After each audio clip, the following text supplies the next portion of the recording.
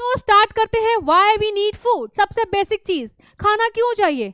अरे खाना इसलिए चाहिए, जब मैम इतनी जोर जोर से चिल्ला चिल्ला के बोल रही हैं या आप दिमाग लगा के सुन रहे हैं तो वो सब के लिए एनर्जी चाहिए। एनर्जी कहाँ से आएगी? खाने से आएगी। So it provides proteins, carbohydrate, fats, vitamin and minerals. यानी जितने भी एसेंशियल विटामिन होते हैं, मिनरल्स होते हैं, न्यूट्रिएंट्स होते हैं, वो सारे मिलते हैं हमको खाने से। अब हमें खाने से अगर मिल रहे हैं तो यानी हमें खाना खाना बहुत इंपॉर्टेंट है। एज वी नो कि carbohydrate and fats are energy giving food, उनसे मिलती है एनर्जी। तो जब हमें एनर्जी मिल रही है इन दोनों से, तो भैया कार्बोहाइड्रेट फैट्स को कंज्यूम करना भी इंपॉर्टेंट है। प्रोटीन्स क्या करते हैं? प्रोटीन्स क्या करते हैं? प्रोटीन्स क्या करते हैं? Basically they are muscle building nutrients. हमारी जो ताकत बनती है, कुछ लोग जिम करते हैं, है ना, जिम करने से नहीं हो जाता, प्रोटीन डाइट भी होनी चाहिए। प्रोटीन से क्या होता है? मसल बिल्ड होती है हमारी, है ना। तो proteins are very ultimately important. साथ ही साथ मिनरल्स एंड विटामिन्स, भैया इनकी रिक्वायरमेंट भले ही बहुत कम हो, वेरी स्मॉल क्वांटिटीज में they are required by the body, लेकिन ये बहुत ही एसेंशियल होते हैं। They are basically protective foods, यानी ये हमें प्रोटेक्ट करते हैं वेरियस काइंड ऑफ डिसीजेस से। विटामिन्स की एक काइंड थोड़ी होती है, A B C D E के, कितनी सारी काइंड्स होती है। बी की तो अलग ही पूरी क्लास होती है, 7 क्लासेस होती हैं। सो ये छोटे छोटे न्यूट्रिएंट्स, विटामिन, मिनरल्स सारे बहुत ही एसेंशियल है ओवरऑल हमारी बॉडी की डेवलपमेंट के लिए, ग्रोथ के लिए, मेंटेनेंस के लिए। ओके, ये क्लियर है। Second point is required for body development, growth and health. यानी वही वाला पॉइंट कि बॉडी को अगर डेवलप कराना है, छोटे से बच्चे से एक बड़ा सा grown up man, grown up women बनना है, सो खाना खाइए, ठीक है। Then it is required, it is needed to gain energy. वही वाला पॉइंट, भैया एनर्जी चाहिए, इतना सारा बोलना, इतना सारा पढ़ाना है तो एनर्जी चाहिए, खाना खा के आऊँ मैं, है ना, खाना खा के आऊंगी मैं तो इसलिए एनर्जी के लिए भी क्या चाहिए? ढेर सारा खाना चाहिए। सो बेसिकली जितनी भी हमारी जरूरतें हैं बॉडी की, उनको पूरा करने के लिए वी नीड फूड। ओके, चलो आगे बढ़ते हैं। The thing is main sources of food. Food के मेन सोर्सेज क्या होते हैं, यानी फूड आ कहाँ से रहा है? अब आपको पता है, अब तक बचपन से हम पढ़ते आ रहे हैं, 8th क्लास में हमने पढ़ लिया था सबसे पहली बार कि हमें पता है कि जो फूड के जो मेन सोर्सेज होते हैं, they are 2 sources, animal sources and plant sources. या तो प्लांट से खाना आ रहा है या एनिमल से आ रहा है। अब एनिमल से कैसे? हमारा मिल्क हो गया, दूध, हाँ दूध हो गया हमारा और क्या क्या हो गया? एग हो गया, मीट हो गया, है ना, जो नॉनवेज खाते हैं मीट, उनके लिए हमारा एनिमल सोर्स हो गया। लेकिन प्लांट की अगर मैं बात करूं तो they are forming a very major portion of our food source. यानी हम जितना भी खाना कंज्यूम कर रहे हैं, जितना भी आपको ABCD दिख रहा है, हम लोग फल खा रहे हैं, वेजिटेबल्स खा रहे हैं, जो हम जितनी भी क्रॉप प्रोडक्शन हो रही है या जितनी भी चीज़ें हम डेली लाइफ में जो कंज्यूम कर रहे हैं, वो सब कहाँ से आ रही है? प्लांट से आ रही है।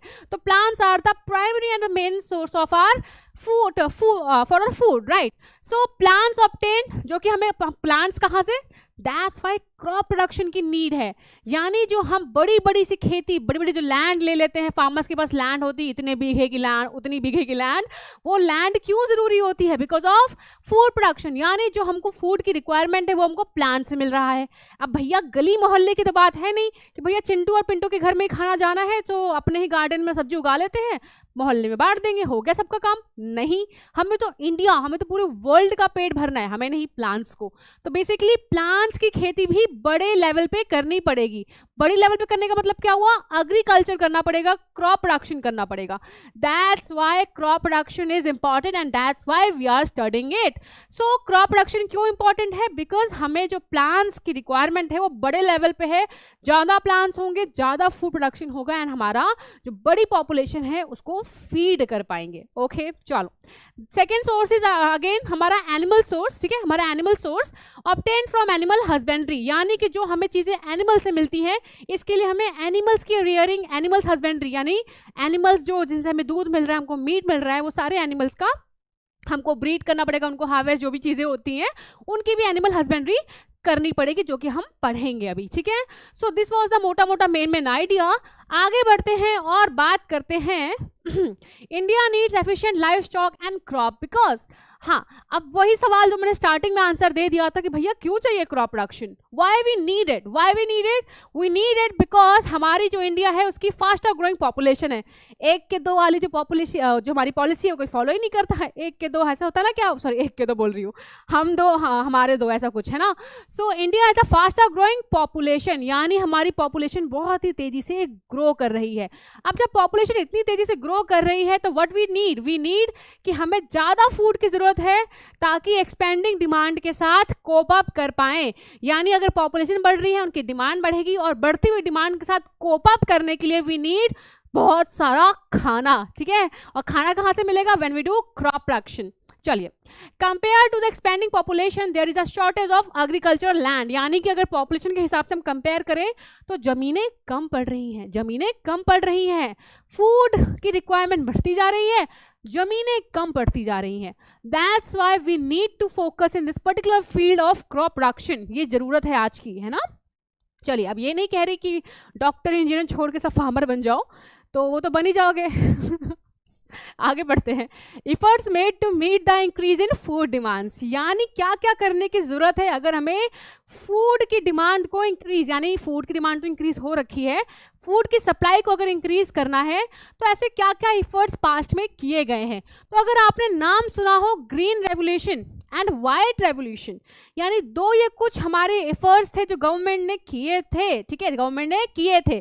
तो हमारा जो ग्रीन रेवोल्यूशन था बेसिकली ये किस चीज़ पे फोकस कर रहा था, ये फोकस कर रहा था कि हमें फूड ग्रेन जो है उनकी प्रोडक्टिविटी, उनकी जो क्वालिटी है वो इंक्रीज करनी है, इस बात पे हमारा फोकस किया था ग्रीन रेवोल्यूशन ने।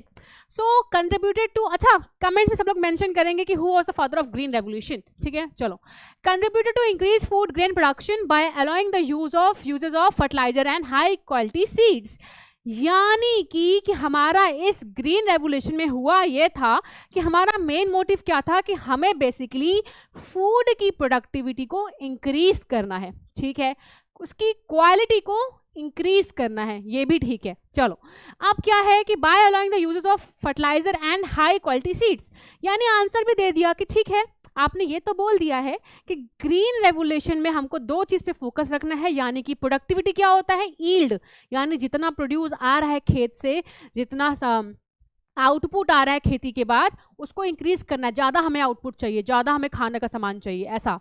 और साथ ही साथ ज़्यादा के साथ साथ उसकी क्वालिटी भी हाई होनी चाहिए, ये भी एक रिक्वायरमेंट बताई गई है, ठीक है। अब उसकी क्वालिटी हाई होनी चाहिए। सो 2 चीज़ें हैं, अगर हमें उसकी यील्ड हाई करनी है तो भैया फर्टिलाइजर यूज़ करो, फर्टिलाइजर्स आर बीइंग यूज्ड, है ना, अगर हमें यील्ड हाई करनी है।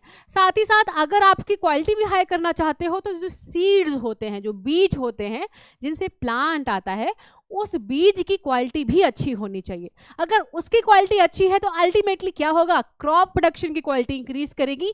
यील्ड तो इंक्रीज कर रही है क्योंकि हम फर्टिलाइजर का यूज को प्रमोट कर रहे थे ग्रीन रेवोल्यूशन में, ठीक है। चलो, नाउ व्हाइट रेवोल्यूशन की बात करो तो उसका नाम ही देख लो, व्हाइट।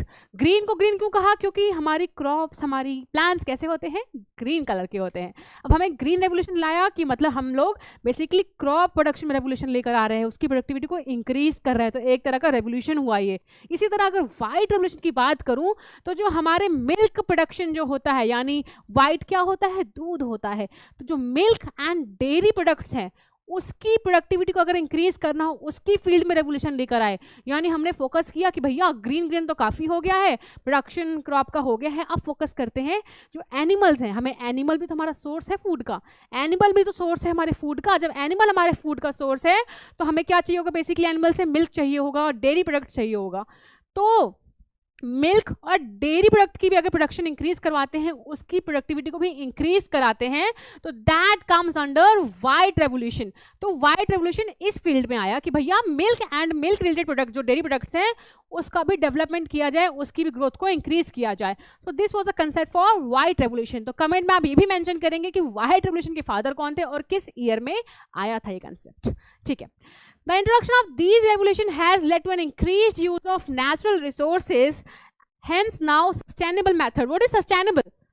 Sustainable क्या होता है, पढ़ा होगा कभी आपने बहुत पहले कि sustainable growth को हमें फॉलो करना चाहिए बेसिकली, कि आप आज की ग्रोथ के लिए फ्यूचर के रिसोर्सेज के साथ सौदा नहीं कर रहे, यानी कि जो हमारे फ्यूचर में रिसोर्सेज खत्म हो जाएं, ऐसा नहीं कर रहे। यानी कि आज आपको बहुत ग्रोथ चाहिए, इसके लिए आप रिसोर्सेज को बहुत ही हार्शली यूज कर रहे हैं, ओवर यूज कर रहे हैं। इससे क्या होगा, फ्यूचर में वो रिसोर्स खत्म हो जाएगी। तो ये चीज गलत हुई ना, ये चीज गलत हुई। तो हमें क्या करना है, basically sustainable form of development करना है। यानी आप जो भी कर रहे हो, जो भी डेवलप कर रहे हो, वो फ्यूचर वाले रिसोर्सेज के साथ कोई खेल ना करे, फ्यूचर में रिसोर्सेज बचे, खत्म ना हो, ठीक है। So, introduction of these regulation has led to an increased use of natural resources. Hence, now sustainable methods of increasing crops and livestock efficiency are also required. यानी कि अगर आप क्रॉप प्रोडक्शन का इंक्रीज करना चाहते हैं तो उस वे में करें कि रिसोर्सेज खत्म ना हो, सस्टेनेबल मेथड्स यूज किए जाएं और एफिशिएंटली यूज किया जाए। दैट्स इट, ठीक है। चलो, ये एक तरह की चेतावनी दी गई है। आगे बढ़ते हैं और बात करते हैं कि जो हमारे डिफरेंट फॉर्म्स ऑफ क्रॉप्स होते हैं, कैसे क्रॉप, सीरियल्स हो गए, पल्सेस हो गए, ऑयल सीड हो गया, vegetables, spices, fruits and fodder crops. यानी जो हम डिफरेंट तरह का crop, different types of varieties of crop जो हम कंज्यूम करते हैं डेली लाइफ में, उससे क्या फायदा हो रहा है, क्या मिल रहा है उससे, बस यही सवाल का आंसर दे रही हूँ, ठीक है। सो हम जो डिफरेंट क्रॉप्स यूज करते हैं, मामा बोलती हैं दाल खा लो, ये तरह की दाल, वो तरह की दाल, हर दाल की एक अलग इंपॉर्टेंस है, उसकी अलग न्यूट्रिशनल वैल्यू है। सो अगर मैं बात करूँ अपने सीरियल्स की, अगर सीरियल्स क्रॉप की बात करूँ, एग्जाम्पल जैसे हमारे हो गया, क्या क्या एग्जाम्पल हो गया हमारे एग्जाम्पल हो गए वीट, राइस, मेज, मिलेट एंड सॉर्गम, ठीक है। तो ये जो टाइप ऑफ सीरियल क्रॉप्स हैं, इनसे क्या मिलता है, बेसिकली इनकी जो कार्बोहाइड्रेट न्यूट्रिशनल वैल्यू होती है वो काफी हाई होती है। तो they can ask, normally exams में ऐसे पूछ सकते हैं कि सीरियल्स में क्या ज्यादा होता है, तो यू कैन राइट कार्बोहाइड्रेट्स होता है। एग्जाम्पल्स के wheat and rice are which type of crop, they are cereal crop. तो इस फॉर्म में इसको तैयार करना कि एग्जाम्पल देके पूछ सकते हैं कौन सी क्रॉप है, सीरियल क्रॉप है, ठीक है। तो ये इस तरह ज्यादा आएगा। पल्सेस की अगर बात करूँ, दाल के बारे में बात करूँ, तो हमारी हर तरह की दाल यहाँ पे लिख दी है, जो कि बेसिकली मेरे को पहचाननी नहीं आती कि कौन सी दाल है। So gram, black gram, green gram, pigeon pea and lentil, ये जितनी भी तरह की दाल लिखी है, ये सारी दाल में क्या ज्यादा होता है, प्रोटीन। ये तो बहुत लिखी बात है, याद रख लो, कोई भी तरह की दाल हो, दाल खाना इसलिए इंपॉर्टेंट होता है क्योंकि इसमें प्रोटीन हाई होता है। तो ये तो बिल्कुल याद रख लो कि किसी तरह की भी दाल आए, चाहे वो काली, पीली, नीली, कोई भी दाल आए, उसमें प्रोटीन हाई होता है, ठीक है। और इनमें से कोई हो तो इनको क्या बोलते हैं, पल्सेस बोलते हैं, ठीक है। ऑयल सीड्स के बारे में बात करूं, यानी हम जो different kinds of oil use करते हैं खाने को पकाने के लिए, सो सोयाबीन ऑयल हो, चाहे सीजेम ऑयल हो, चाहे कैस्टर ऑयल हो, चाहे मस्टर्ड ऑयल हो, चाहे सनफ्लावर ऑयल हो, जिस तरह का भी हम ऑयल यूज कर रहे हैं, बेसिकली हमें पता है कि ऑयल में क्या होता है, फैट ज़्यादा होता है, ठीक है। सो इससे आपको रिलेट हो जाएगा कि जितने भी तरह के कोई भी ऑयल हो, कोई भी ऑयल सीड क्यों लिखा है, क्योंकि वी नो कि हमें ऑयल कहाँ से मिलता है, सीड्स को पीस कर मिलता है, that's why it's written oil seeds, ऐसे सीड्स जिनको पीसने के बाद ऑयल मिलता है। तो इसमें डिफरेंट टाइप्स ऑफ सीड्स के नाम मेंशन है और उनसे क्या मिलता है, बेसिकली हमको मिलता है फैट, ओके। आगे बढ़ते हैं, ये बहुत सिंपल है। वेजिटेबल जो होती है हमारी, जो हमारी स्पाइसेस, मसाले जो होते हैं हमारे, जो हमारी फ्रूट्स होते हैं, जैसे कैरेट, सिनामन हमारा हो गया, ऑरेंज हो गया, स्पिनच, पालक हो गई हमारी, जो मम्मा जबरदस्ती खिला देती है ना। सो इनसे क्या हो रहा है, इनसे क्या मिल रहा है, इनसे लगभग सब कुछ मिल रहा है।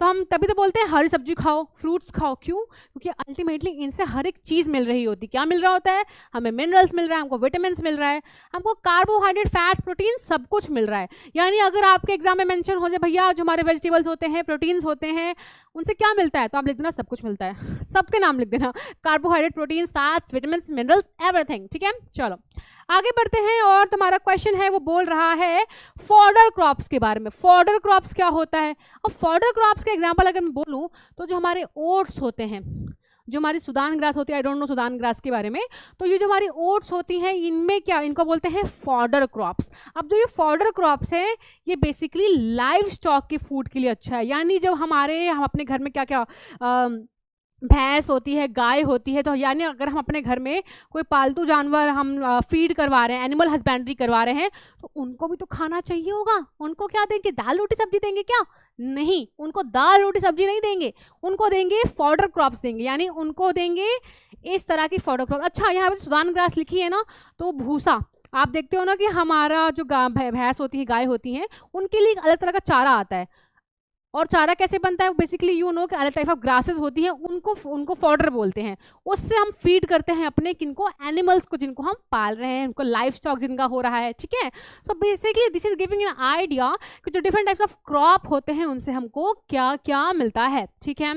आगे बढ़ते हैं और बात करते हैं कि अगर हमें बेसिकली जो अगर डिफरेंट टाइप्स ऑफ क्रॉप होती हैं, अगर डिफरेंट टाइप्स ऑफ क्रॉप हैं, पढ़ लिया हमने, अलग अलग टाइप्स ऑफ क्रॉप पढ़ ली, उनकी न्यूट्रिशनल वैल्यू पढ़ ली, क्यों इंपॉर्टेंट होता है बेसिकली। अब बात हो रही है कि different crops require different climatic conditions, यानी कि हमें कैसे पता कि ये जो पर्टिकुलर क्रॉप है इसको इस मंथ में ग्रो करेंगे तो ज़्यादा अच्छा आउटपुट आएगा, ज़्यादा अच्छा यील्ड आएगा, या इस महीने में करेंगे तो ज़्यादा अच्छा यील्ड आएगा।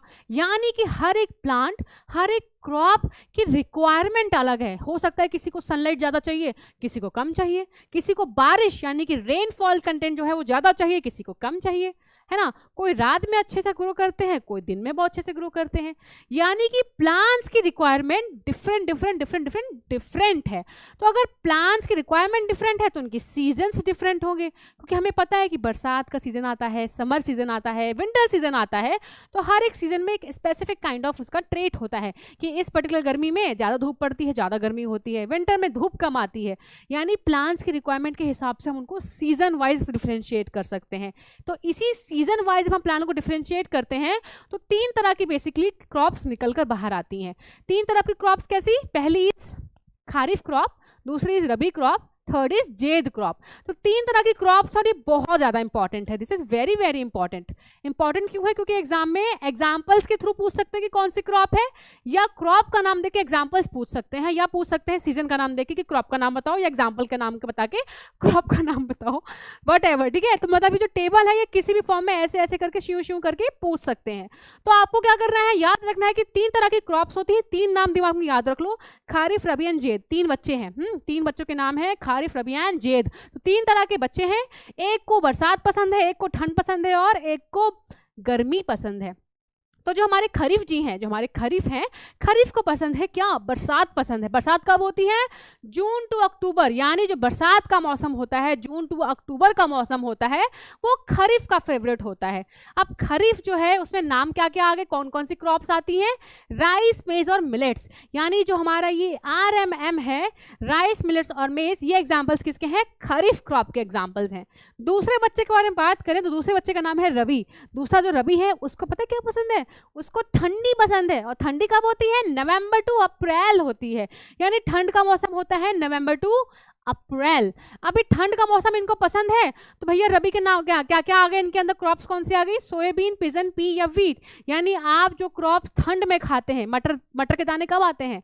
मटर कब खाते हो? छील के, ठंड में खाते हो। सो मटर जो है हमारी वो क्या है? पिजन पी हमारी क्या है? वो एक रबी क्रॉप है। रबी मतलब ठंड में ग्रो करने वाली क्रॉप्स, जो जिनको ठंड में जिनका सीजन आता है, जिनका फेवरेट सीजन कौन सा है? ठंड। ठीक है।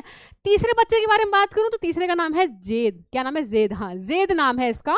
और इसको ना समर पसंद है, इसको समर पसंद है, इसको गर्मी पसंद है, जो होती है मार्च टू जून। यानी जो इसका फेवरेबल सीजन है, जहाँ पे ये खूब अच्छे से ग्रो करेगा, बढ़िया से आउटपुट देगा, तो वो है मार्च टू जून का महीना। अब इनमें कौन कौन से एग्जाम्पल आते हैं? जो भी आप गर्मी में आपको सामान मिलता है वो सब सामान यहाँ लिख देना। ठीक है। आप जो तरबूज है, जो आपका तरबूज हो गया, जो आपका खरबूज हो गया, तरबूज, खरबूज और ककुम्बर वगैरह सब गर्मी में खाते हो, तो जो भी आप गर्मी में खाते हो सारे एग्जाम्पल आपके कहाँ आ जाएंगे? आपके आ जाएंगे जेद के अंदर, जेद क्रॉप्स के अंदर। तो basically these are types of crop. ये उनके महीने हैं जब ये अच्छे से ग्रो कर सकते हैं, और ये इनके एग्जाम्पल्स हैं। I hope I am clear and let's begin with our new topic. So the topic says कि कौन सी ऐसी एक्टिविटी हमें करनी चाहिए जिससे कि क्रॉप की ईल्ड बढ़ जाए। What is yield? उसका प्रोड्यूस, उसका प्रोडक्शन बढ़ जाए। तो ईल्ड क्या होता है? बेसिकली उसका जो प्रोड्यूस है, जो उसका प्रोडक्शन है, वो बढ़ जाए। तो हमें ऐसे कौन कौन सी एक्टिविटी करने की जरूरत है जिससे कि जो प्रोडक्शन लेवल है, जो ईल्ड है, वो क्रॉप्स का बढ़ेगा? क्या क्या कर सकते हैं? तो हम क्या कर सकते हैं? 3 चीजें लिखी हुई हैं जिनको हम डिस्कस करेंगे। तो हम कर सकते हैं क्रॉप वैरायटी इंप्रूवमेंट। क्रॉप की वैरायटी जो होती है, अलग अलग क्रॉप्स की वैरायटी है, उनको इंप्रूव कर सकते हैं। बेटर वैरायटी यूज करेंगे, बेटर अच्छी सी ब्रीड यूज करेंगे, ज्यादा अच्छा प्रोड्यूस आएगा। फिर क्रॉप प्रोडक्शन इंप्रूवमेंट, यानी जो हम मेथड्स यूज कर रहे हैं क्रॉप प्रोडक्शन के लिए, जो भी टेक्निक्स, जो भी हम इन्वॉल्व कर रहे हैं, उसका प्रोडक्शन, उसकी में इंप्रूवमेंट ले आए तो अच्छा हो सकता है हमारा प्रोड्यूस, हमारा ईल्ड अच्छा हो सकता है। या क्रॉप प्रोडक्शन मैनेजमेंट, उसका जो स्टोरेज है, जो उसका पूरा ईल्ड आ रहा है, उसको कैसे मैनेज करना है, उसको कैसे स्टोर करना है, कैसे सप्लाई करना है, उन सब में इंप्रूवमेंट करेंगे तो अच्छा हो सकता है ईल्ड। अगर कोई चीज़ क्या होती है, हमारे पास जब बहुत सामान होता है, उसको हम संभाल के नहीं रखते हैं, तो क्या होता है? वो खत्म हो जाता है, खराब हो जाता है। तो मम्मा जब क्या करती, बाजार जाती हैं। अब बाजार से हमने मम्मा से मंगा तो बहुत कुछ लिया, मम्मा चिप्स चाहिए, मम्मा कुरकुरे चाहिए, मम्मा ये चाहिए वो चाहिए, सब मंगा लिया। मम्मा बहुत अच्छी है हमारी, ले आएंगी सब कुछ, ठीक है। सब कुछ लेके आके तुम्हारे हाथ में नहीं दे देंगी, उसको अच्छे से प्रॉपर्ली स्टोर करेंगी, है ना। स्टोर नहीं करेंगी तो खराब हो जाएगा। अगर ब्रेड मंगा है तो ब्रेड कहाँ जाएगा, फ्रीज में जाएगा, है ना, फ्रिज में जाएगा। इसी तरह जो सामान जहाँ रखना होगा उनको वहाँ मम्मा रख देंगी, उसकी प्रॉपर्ली स्टोरेज करेंगी। तो इससे क्या होगा, लॉन्ग टर्म यूज हो सकता है, वो काफ़ी टाइम तक चल जाएगा, उसकी सेल्फ लाइफ इंक्रीज हो जाएगी। तो that's why what comes under management, ठीक है। तो इन 3 चीज़ों को पढ़ने जा रहे हैं, फटाफट पढ़ लेते हैं और स्टार्ट करते हैं। तो सबसे पहले पढ़ने वाले हैं क्रॉप वैरायटी इंप्रूवमेंट, यानी क्रॉप की वैरायटी इंप्रूव कैसे किया जाए, कैसे कर सकते हैं वैरायटी इंप्रूव।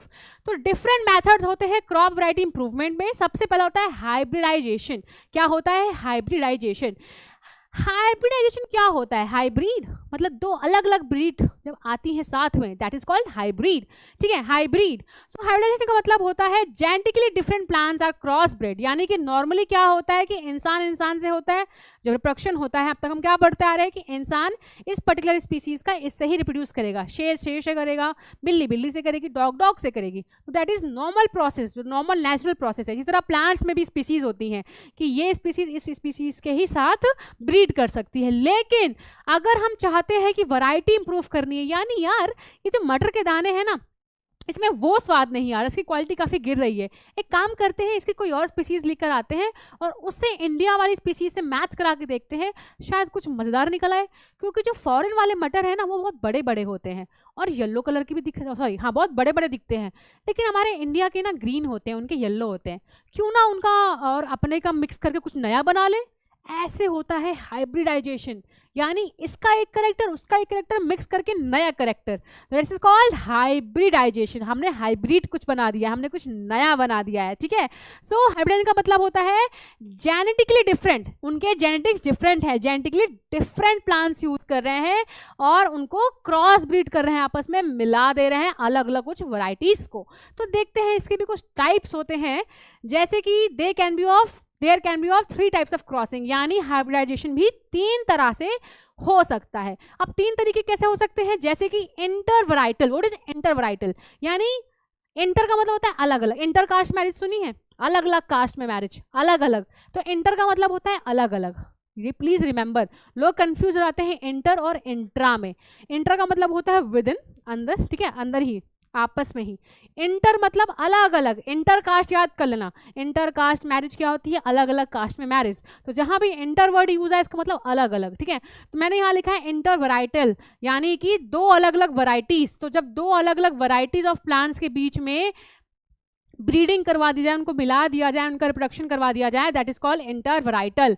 इसी तरह इंटर स्पेसिफिक, यानी 2 अलग अलग स्पीसीज के बीच में अगर हम ब्रीड करवा दें, जो कि बिटवीन 2 स्पीसीज जो कि सेम जीनस के हैं।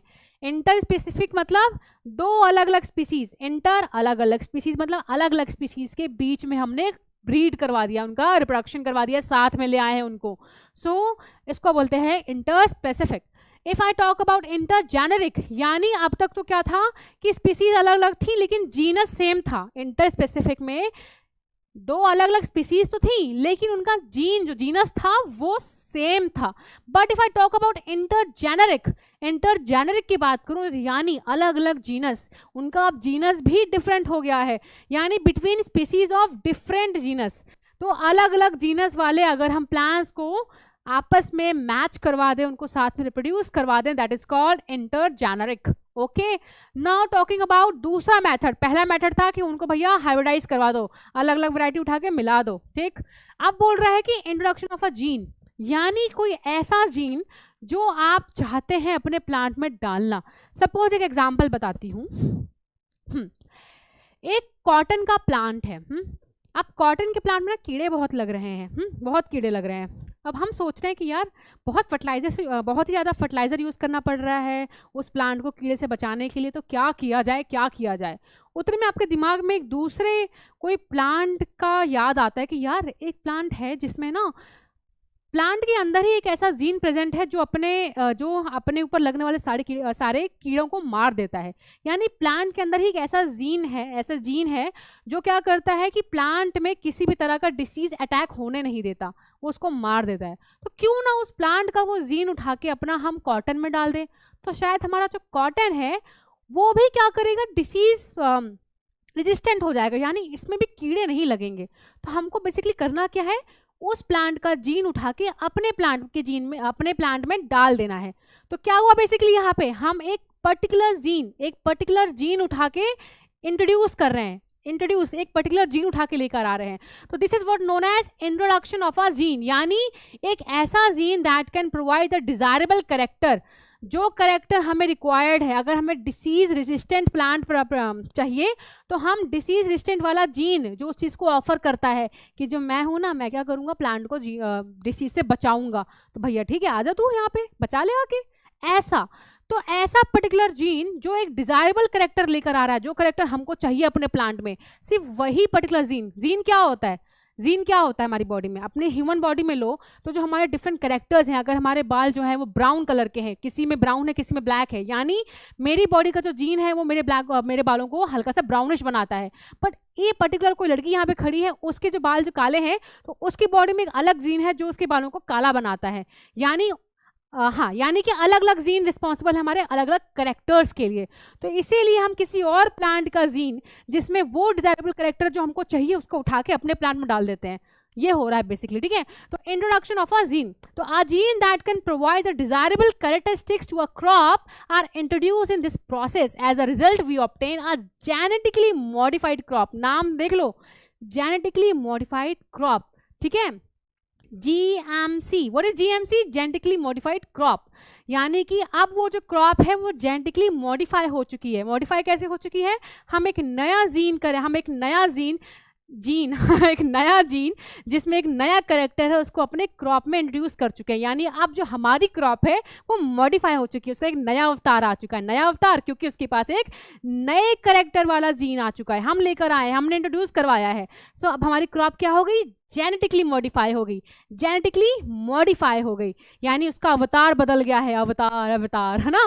तो अब नए अवतार में हमारी क्रॉप है, that's why it is known as genetically modified crop. चलिए आगे बढ़ते हैं और बात करते हैं कि factors on which crop yield generally depends, यानी ऐसे कौन कौन से फैक्टर हैं जिसमें बेसिकली हमारी क्रॉप की जो यील्ड है, जो उसका प्रोडक्शन है, वो डिपेंड करता है। तो किस पे डिपेंड करता है, सबसे पहली बात, सीड कौन सा यूज कर रहा है फार्मर। अब देखो, जो एक बीज होता है वो एक बहुत बेसिक कैरेक्टर फॉर्म करता है एक प्लांट कैसा होगा करके। यानी अगर आप अमरूद के पेड़ का बीज डालेंगे तो अमरूद का पेड़ आएगा, राइट। अगर नींबू का बीज डालोगे तो नींबू आएगा। यानी कि आप बेसिकली जो सीड है वो डिसाइड करता है कि आपके प्लांट कौन सा कैरेक्टर, कौन सा टाइप का निकलने वाला है। तो अगर आप उस सीड में, उस बीज में ही क्वालिटी उसकी डिसाइड कर ले कि अच्छे क्वालिटी का सीड यूज करोगे, जो उसका बेसिकली नींव है एक प्लांट का, वही अच्छे से आप डालोगे, वही अच्छा सेट करोगे, तो क्या होगा, अच्छा प्लांट होगा। अगर आपको एक बिल्डिंग तैयार करनी है तो बिल्डिंग में अच्छा मटेरियल यूज करेंगे, अच्छे ईंट यूज करेंगे, अच्छा सीमेंट यूज करेंगे, तो बिल्डिंग मजबूत होगी। इसी तरह अगर प्लांट ग्रो करना है, प्लांट ग्रो करने से पहले जो उसका सीड है, जो उसका मेन बेसिक है सीड है, वो अच्छे क्वालिटी का आप सिलेक्ट करोगे तो बात तो बन जाएगी। तो ये एक बेसिक रिक्वायरमेंट है जिसपे बेसिकली हमारी यील्ड जो है वो डिपेंड करती है, ठीक है। अब होता क्या है, होता ये है कि the seeds that are similar variety are preferable. Basically ऐसा है कि अच्छा, आपने कभी छोटी क्लास में पढ़ा हो कि सीड को सिलेक्ट कैसे करते हैं, हमें कैसे पता कि सीड अच्छी क्वालिटी का है और ये कम अच्छी क्वालिटी का है, कुछ याद है क्या, कुछ याद है। So let me tell you कि अगर आपको जानना है कि सीड वायबल है कि नॉन वायबल है, यानी कि इसमें कैपेसिटी है बाहर जर्मिनेट करने की कि नहीं है, तो आप क्या करते हो, पानी में उसको डाल देते हो, देखोगे तैर रहा है कि नहीं तैर रहा है, ठीक है। अगर वो तैर रहा है यानी वो बेकार है, यानी उसके अंदर कुछ है ही नहीं, खोखला है तभी तो तैर रहा है। लेकिन जो सीड अच्छा होगा, अच्छी क्वालिटी का होगा, तो इट विल सिंक। तो ये चीज भी पूछ सकते हैं कि अगर जो आपका सीड है, अगर वो डूब रहा है तो वो अच्छी क्वालिटी का है, गुड क्वालिटी सीड है, ये आपको पता है। कि कुछ नया सुन लिया आज, पता होना चाहिए था वैसे तो ये, ठीक है। तो seed, if seed will sink sorry अगर आपका सीड पानी में डूब जाता है तो वो क्या है, गुड क्वालिटी का है, और अगर वो तैर जाता है तो क्या है, वो बेकार क्वालिटी का है, खोखला है, कुछ है ही नहीं अंदर, तभी तो तैर रहा है, ठीक है। तो this is basically a point. तो आपको एग्जाम में पूछ सकते हैं कि कैसे मालूम चलेगा सीड की क्वालिटी अच्छी है कि बुरी, तो यू विल राइट कि अगर पानी में डालेंगे तैरेगा तो बेकार है, डूब जाएगा तो अच्छा है, ठीक है। सो बेसिकली मैंने एक पॉइंट लिख लिया, इसका वाइस वर्सा देख लेना। तो मैं लिख देती हूँ वाइस वर्सा, एग्जाम में मत लिख देना वाइस वर्सा, 0 अंडा मिल जाएगा। ये तो मैंने अभी लिख दिया है कि इसका उल्टा होगा तो बुरा क्वालिटी का होगा हमारा सीड, ठीक है। चलो ये बात हो गई। दूसरा फैक्टर क्या है हमारा, दूसरा फैक्टर हमारा ये है क्लाइमेट और वेदर कंडीशंस, यानी कि क्रॉप्स दैट कैन सस्टेन, ओ भाई यहाँ तो कुछ दिख ही नहीं रहा, मिटाना पड़ेगा, ओहो मेहनत गई पानी में, कोई बात नहीं फिर लिख देंगे, पेन है ना हमारे पास। चलो सो क्या लिखा हुआ है कि crops that can sustain diverse climatic conditions are preferable, यानी कि अगर हमें पता है कि हमारा जो वेदर कंडीशंस होता है वो कैसी अलग अलग होती है, प्लांट की रिक्वायरमेंट वाइज अलग अलग होता है, लेकिन ये जरूरी थोड़ी है कि भैया प्लांट इतना वीक है कि भैया उनका मौसम चेंज हुआ और वो क्या होगा, वो खराब हो जाएगी, फसल खराब हो जाएगी, यानी उस फसल में दम ही नहीं था, मौसम बदला उसने अपने रंग दिखा दिए भाई। यानी अब तक हम पढ़ के तो आ गए कि खारिफ क्रॉप होती है, ज़ैद क्रॉप होती है और राबी क्रॉप होती है, जिनके कुछ फेवरेबल पर्टिकुलर सीजन्स होते हैं, पर इसका मतलब ये नहीं है कि गलती से भी उनका 1 महीना 2 महीना ऊपर हुआ तो वो खराब हो जाए, यानी उनके पास टॉलरेंस पावर होनी चाहिए दूसरे वेदर कंडीशन को भी सहने की, उसको विथस्टैंड करने की। तो इसीलिए हम कोशिश करते हैं कि ऐसे प्लांट सीड वेराइटीज लें, ऐसा प्लांट की क्वालिटी लें जो डिफरेंट वेदर कंडीशंस को सस्टेन कर पाए, उसको सह पाए, उसको विथस्टैंड कर पाए, उस पर अपने आप को बचा के रख पाए।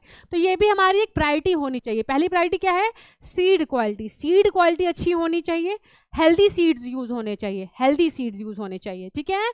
दूसरा क्या, क्लाइमेट एंड वेदर कंडीशंस, यानी कि दूसरे जो उसके मौसम है, जो भले ही उसका फेवरेबल, उसका फेवरेट मौसम अगर उसे नहीं भी मिलता तो इसका मतलब ये नहीं है कि बर्बाद हो जाए, उसको विथस्टैंड कर पाए, उसको सह पाए, है ना। ऐसा हमें भी तो होना चाहिए कि हम अपने कंफर्ट जोन के अंदर अगर बैठे रहेंगे और बोलेंगे कि हम ना डॉक्टर बनेंगे, हम इंजीनियर बनेंगे, हम ये बनेंगे, कैसे, आप तो अपने कंफर्ट जोन से बाहर ही नहीं निकल रहे हो। आपको भी बाहर वाली कंडीशंस को फेस करना पड़ेगा, तभी तो आप ग्रो कर पाओगे। अपने शेल के अंदर रहोगे तो कैसे ग्रो करोगे। तो same with this climate and weather conditions also, okay. Third is availability of water, यानी पानी की अवेलेबिलिटी के ऊपर। Crop should be grown as per the availability of water in the region, यानी ऐसा नहीं है कि भैया अगर फार्मर जी 1-2 दिन पानी उनको नहीं दे पाए तो वो पानी की याद में मर जाएं, ऐसा नहीं होना चाहिए ना, नहीं होना चाहिए ना ऐसा, कि हमें पता है, वैसे वी नो कि water is very very important for the plants, पता है ना, पानी हम नहीं पियेंगे तो मर जाएंगे, मतलब हाँ बहुत टाइम तक नहीं पियेंगे तो डिहाइड्रेशन हो जाएगा। इसी तरह हमको प्लांट्स का भी पता है कि इनको पानी बहुत इंपॉर्टेंट है, बट ऐसा भी नहीं होना चाहिए कि भैया फार्मर की तबीयत खराब हो गई, पानी नहीं दे पा रहा है, 2-3 हफ्ता बहुत ज़्यादा बोल दिया, लगभग 5-6 दिन से पानी नहीं मिल पा रहा है इनको, और ये पानी की याद में तड़प तड़प के मर जाएं, ऐसा नहीं होना चाहिए। तो हम ऐसी क्वालिटी ऑफ सीड्स, ऐसे क्वालिटी ऑफ प्लांट को भी प्रायोरिटाइज करेंगे जो उस रीजन में पानी की अवेलेबिलिटी के हिसाब से ग्रो कर जाएं। अगर पानी कम मिल रहा है कुछ टाइम तक तो खराब ना हो, थोड़ा चल जाए, लंबा चल जाए, ठीक है। तो ये हमारी थर्ड कंडीशन हो गई। Now talking about why do we need to perform a crop variety improvement, यानी हमें क्यों जरूरत है क्रॉप वैरायटी को इम्प्रूव करने की। हम वैरायटी के बारे में बात कर रहे हैं, वैरायटीज कैसे चेंज होती हैं, हाइब्रिडाइजेशन करके, अलग अलग कैरेक्टर्स वाले को लेके साथ मिला दिया। दूसरा क्या था, इंट्रोडक्शन ऑफ अ जीन, यानी एक नया जीन लेकर आए और अपने प्लांट में डाला और उसका अवतार बदल दिया, जेनेटिकली मॉडिफाई कर दिया उसको, ठीक है। अब है कि ऐसा करना इंपॉर्टेंट क्यों है, इसके इंपॉर्टेंस पूछ सकते हैं आपसे, एग्जाम में पूछ सकते हैं। अच्छा बच्चों, कंफ्यूजन हो सकती है तो प्लीज इन वर्ड्स में ना ध्यान दिया करो। अगर एग्जाम में आपके पूछा जाता है तो प्लीज फोकस के पूछा क्या गया है। यहाँ पे क्रॉप वैरायटी, वैरायटी क्या होता है? टाइप्स। क्रॉप की वैरायटीज को इंप्रूव करना क्यों इंपॉर्टेंट है? और क्रॉप की वैरायटीज हम कैसे लेकर आए थे? हाइब्रिडाइजेशन करके, और क्या करके? Introduction of a new gene करके, ठीक है। सो पूछ रहा है कि इंपॉर्टेंट क्यों है, क्यों हमें इंप्रूव करना है इनको? तो हमें इसलिए इंप्रूव करना है भैया क्योंकि इससे ईल्ड बढ़ जाएगी, यानी जो प्रोड्यूस होगा क्रॉप का, जो उसका प्रोडक्शन होगा, जो उसका ईल्ड होगा, वो इंक्रीज कर जाएगा। तो पहला तो यही है जो करते आ रहे हैं डिस्कस हम। फिर improving the quality of the crop, यानी कि क्रॉप की अगर हमें क्वालिटी इंक्रीज करनी है, क्रॉप की अगर हमें क्वालिटी इंक्रीज करनी है तो क्या करेंगे? या तो उसको हाइब्रिडाइज कर देंगे या उसमें एक नया जीन ला के डाल देंगे, यानी बेसिकली उसका वैरायटी चेंज कर देंगे, उसका अवतार चेंज कर देंगे। So improving the quality of the crop के लिए भी इंपॉर्टेंट है कि हम ये वैरायटी वाला इंप्रूवमेंट परफॉर्म करें। जैसे कि एग्जाम्पल की pulses have high protein quality, हमें पता है कि जो हमारी पल्सेस होती है उसमें प्रोटीन हाई होता है। हमारी जो ऑयल सीड्स होती हैं उसमें हमारा ऑयल फैट ज़्यादा होता है। फ्रूट्स और वेजिटेबल्स में हमारा क्या होता है? प्रिजर्विंग क्वालिटी ज़्यादा होनी चाहिए। प्रिजर्विंग क्वालिटी क्या होती है? कि लंबे समय तक उसकी लाइफ हो, बहुत जल्दी खराब ना हो, प्रिजर्व होके रह पाएँ। तो ये बेसिकली कुछ करेक्टर्स हैं जो हमारे प्लांट में होने चाहिए। अगर इनकी क्वालिटी में कुछ भी लूज आता है तो हम क्या कर सकते हैं? हाइब्रिडाइज करवा सकते हैं, किसी नए ब्रीड के साथ लाकर एक नया अवतार क्रिएट करवा सकते हैं इसका, जिससे कि हमारा अल्टीमेटली फ़ायदा होना चाहिए।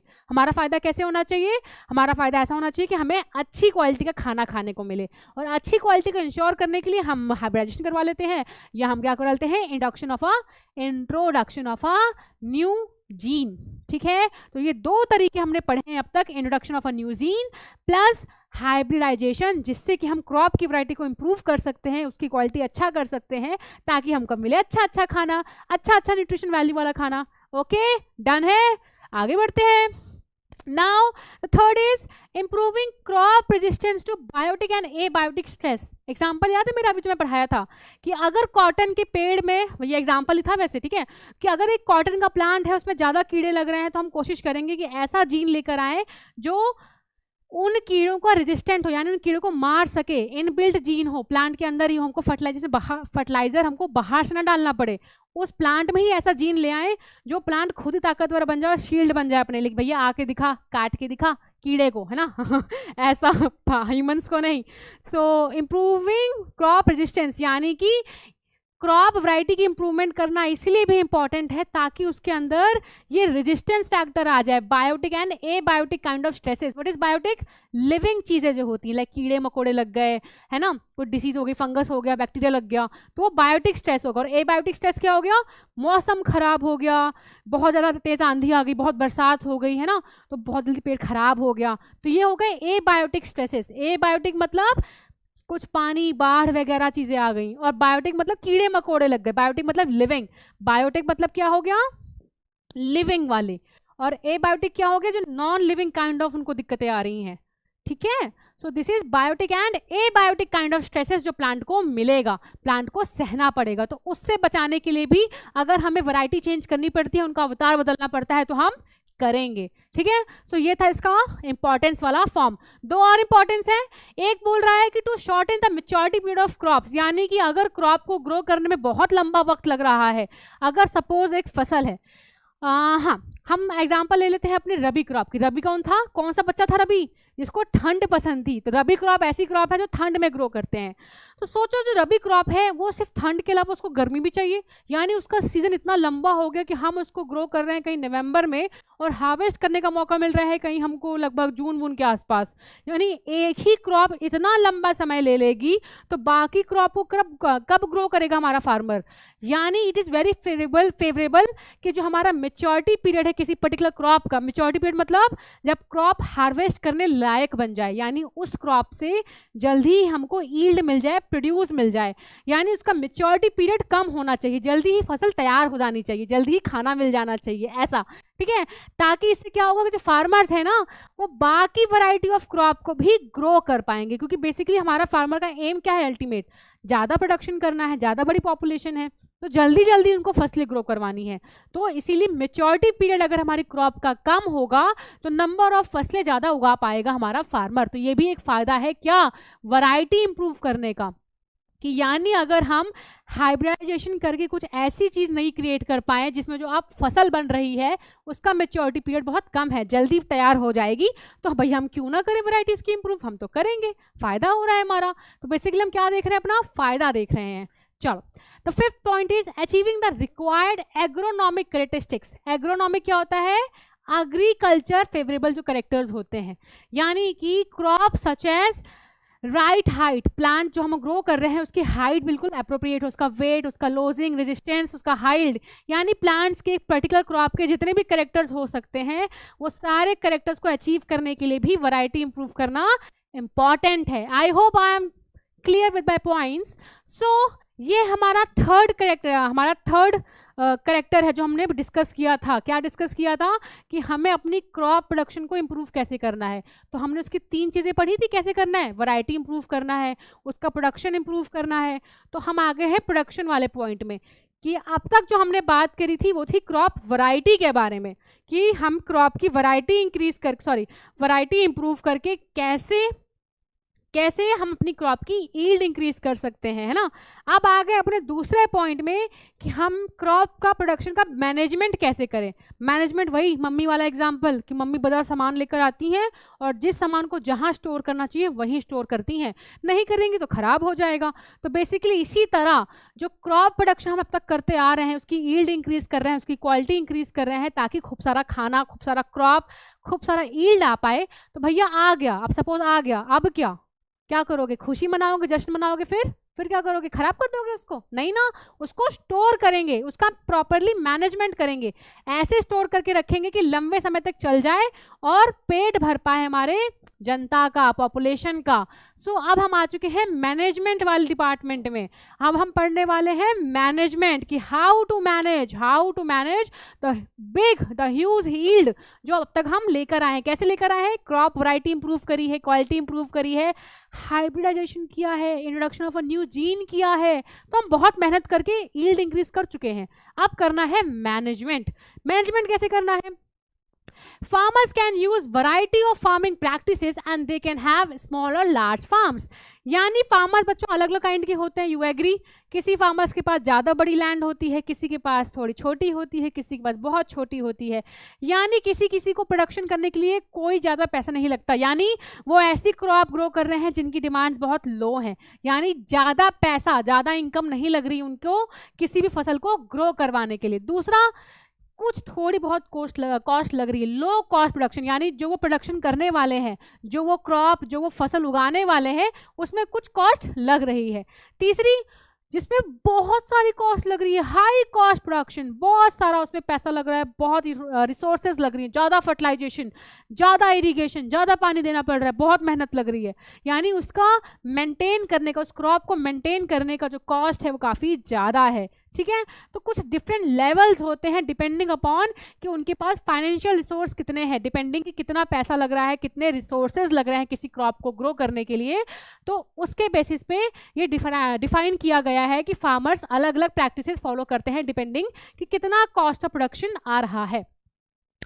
अब देखो जो हमारे प्लांट्स होते हैं उनको डेफिनेटली कुछ न्यूट्रिएंट्स की रिक्वायरमेंट होती है। एग्रीड, यानी कि हमें पता है कि जो हमारी रूट्स होती हैं प्लांट की, जो हमारी प्लांट की जड़ें होती हैं, वो क्या करती हैं, मिट्टी में से न्यूट्रिएंट्स लेकर आती हैं, न्यूट्रिएंट्स देती हैं, मिनरल्स देती हैं, पानी देती हैं बेसिकली पूरे प्लांट्स को। अब न्यूट्रिएंट्स के यहाँ पे है कि कितने टाइप ऑफ न्यूट्रिएंट हमारे प्लांट को बेसिकली चाहिए होते होंगे, यानी कौन से ऐसे एसेंशियल हमारे न्यूट्रिएंट्स हैं जो प्लांट्स को डेफिनेटली रिक्वायर्ड हैं। तो टोटल दे आर ऐसे कुछ 16 एसेंशियल न्यूट्रिएंट्स, यानी ऐसे कुछ 16 न्यूट्रिएंट्स हैं जो हमारे प्लांट्स को चाहिए ही चाहिए। ठीक है, सो अब वो जो न्यूट्रिएंट्स हैं वो बेसिकली 2 कैटेगरी में डिवाइडेड है, that is micro and macro nutrients.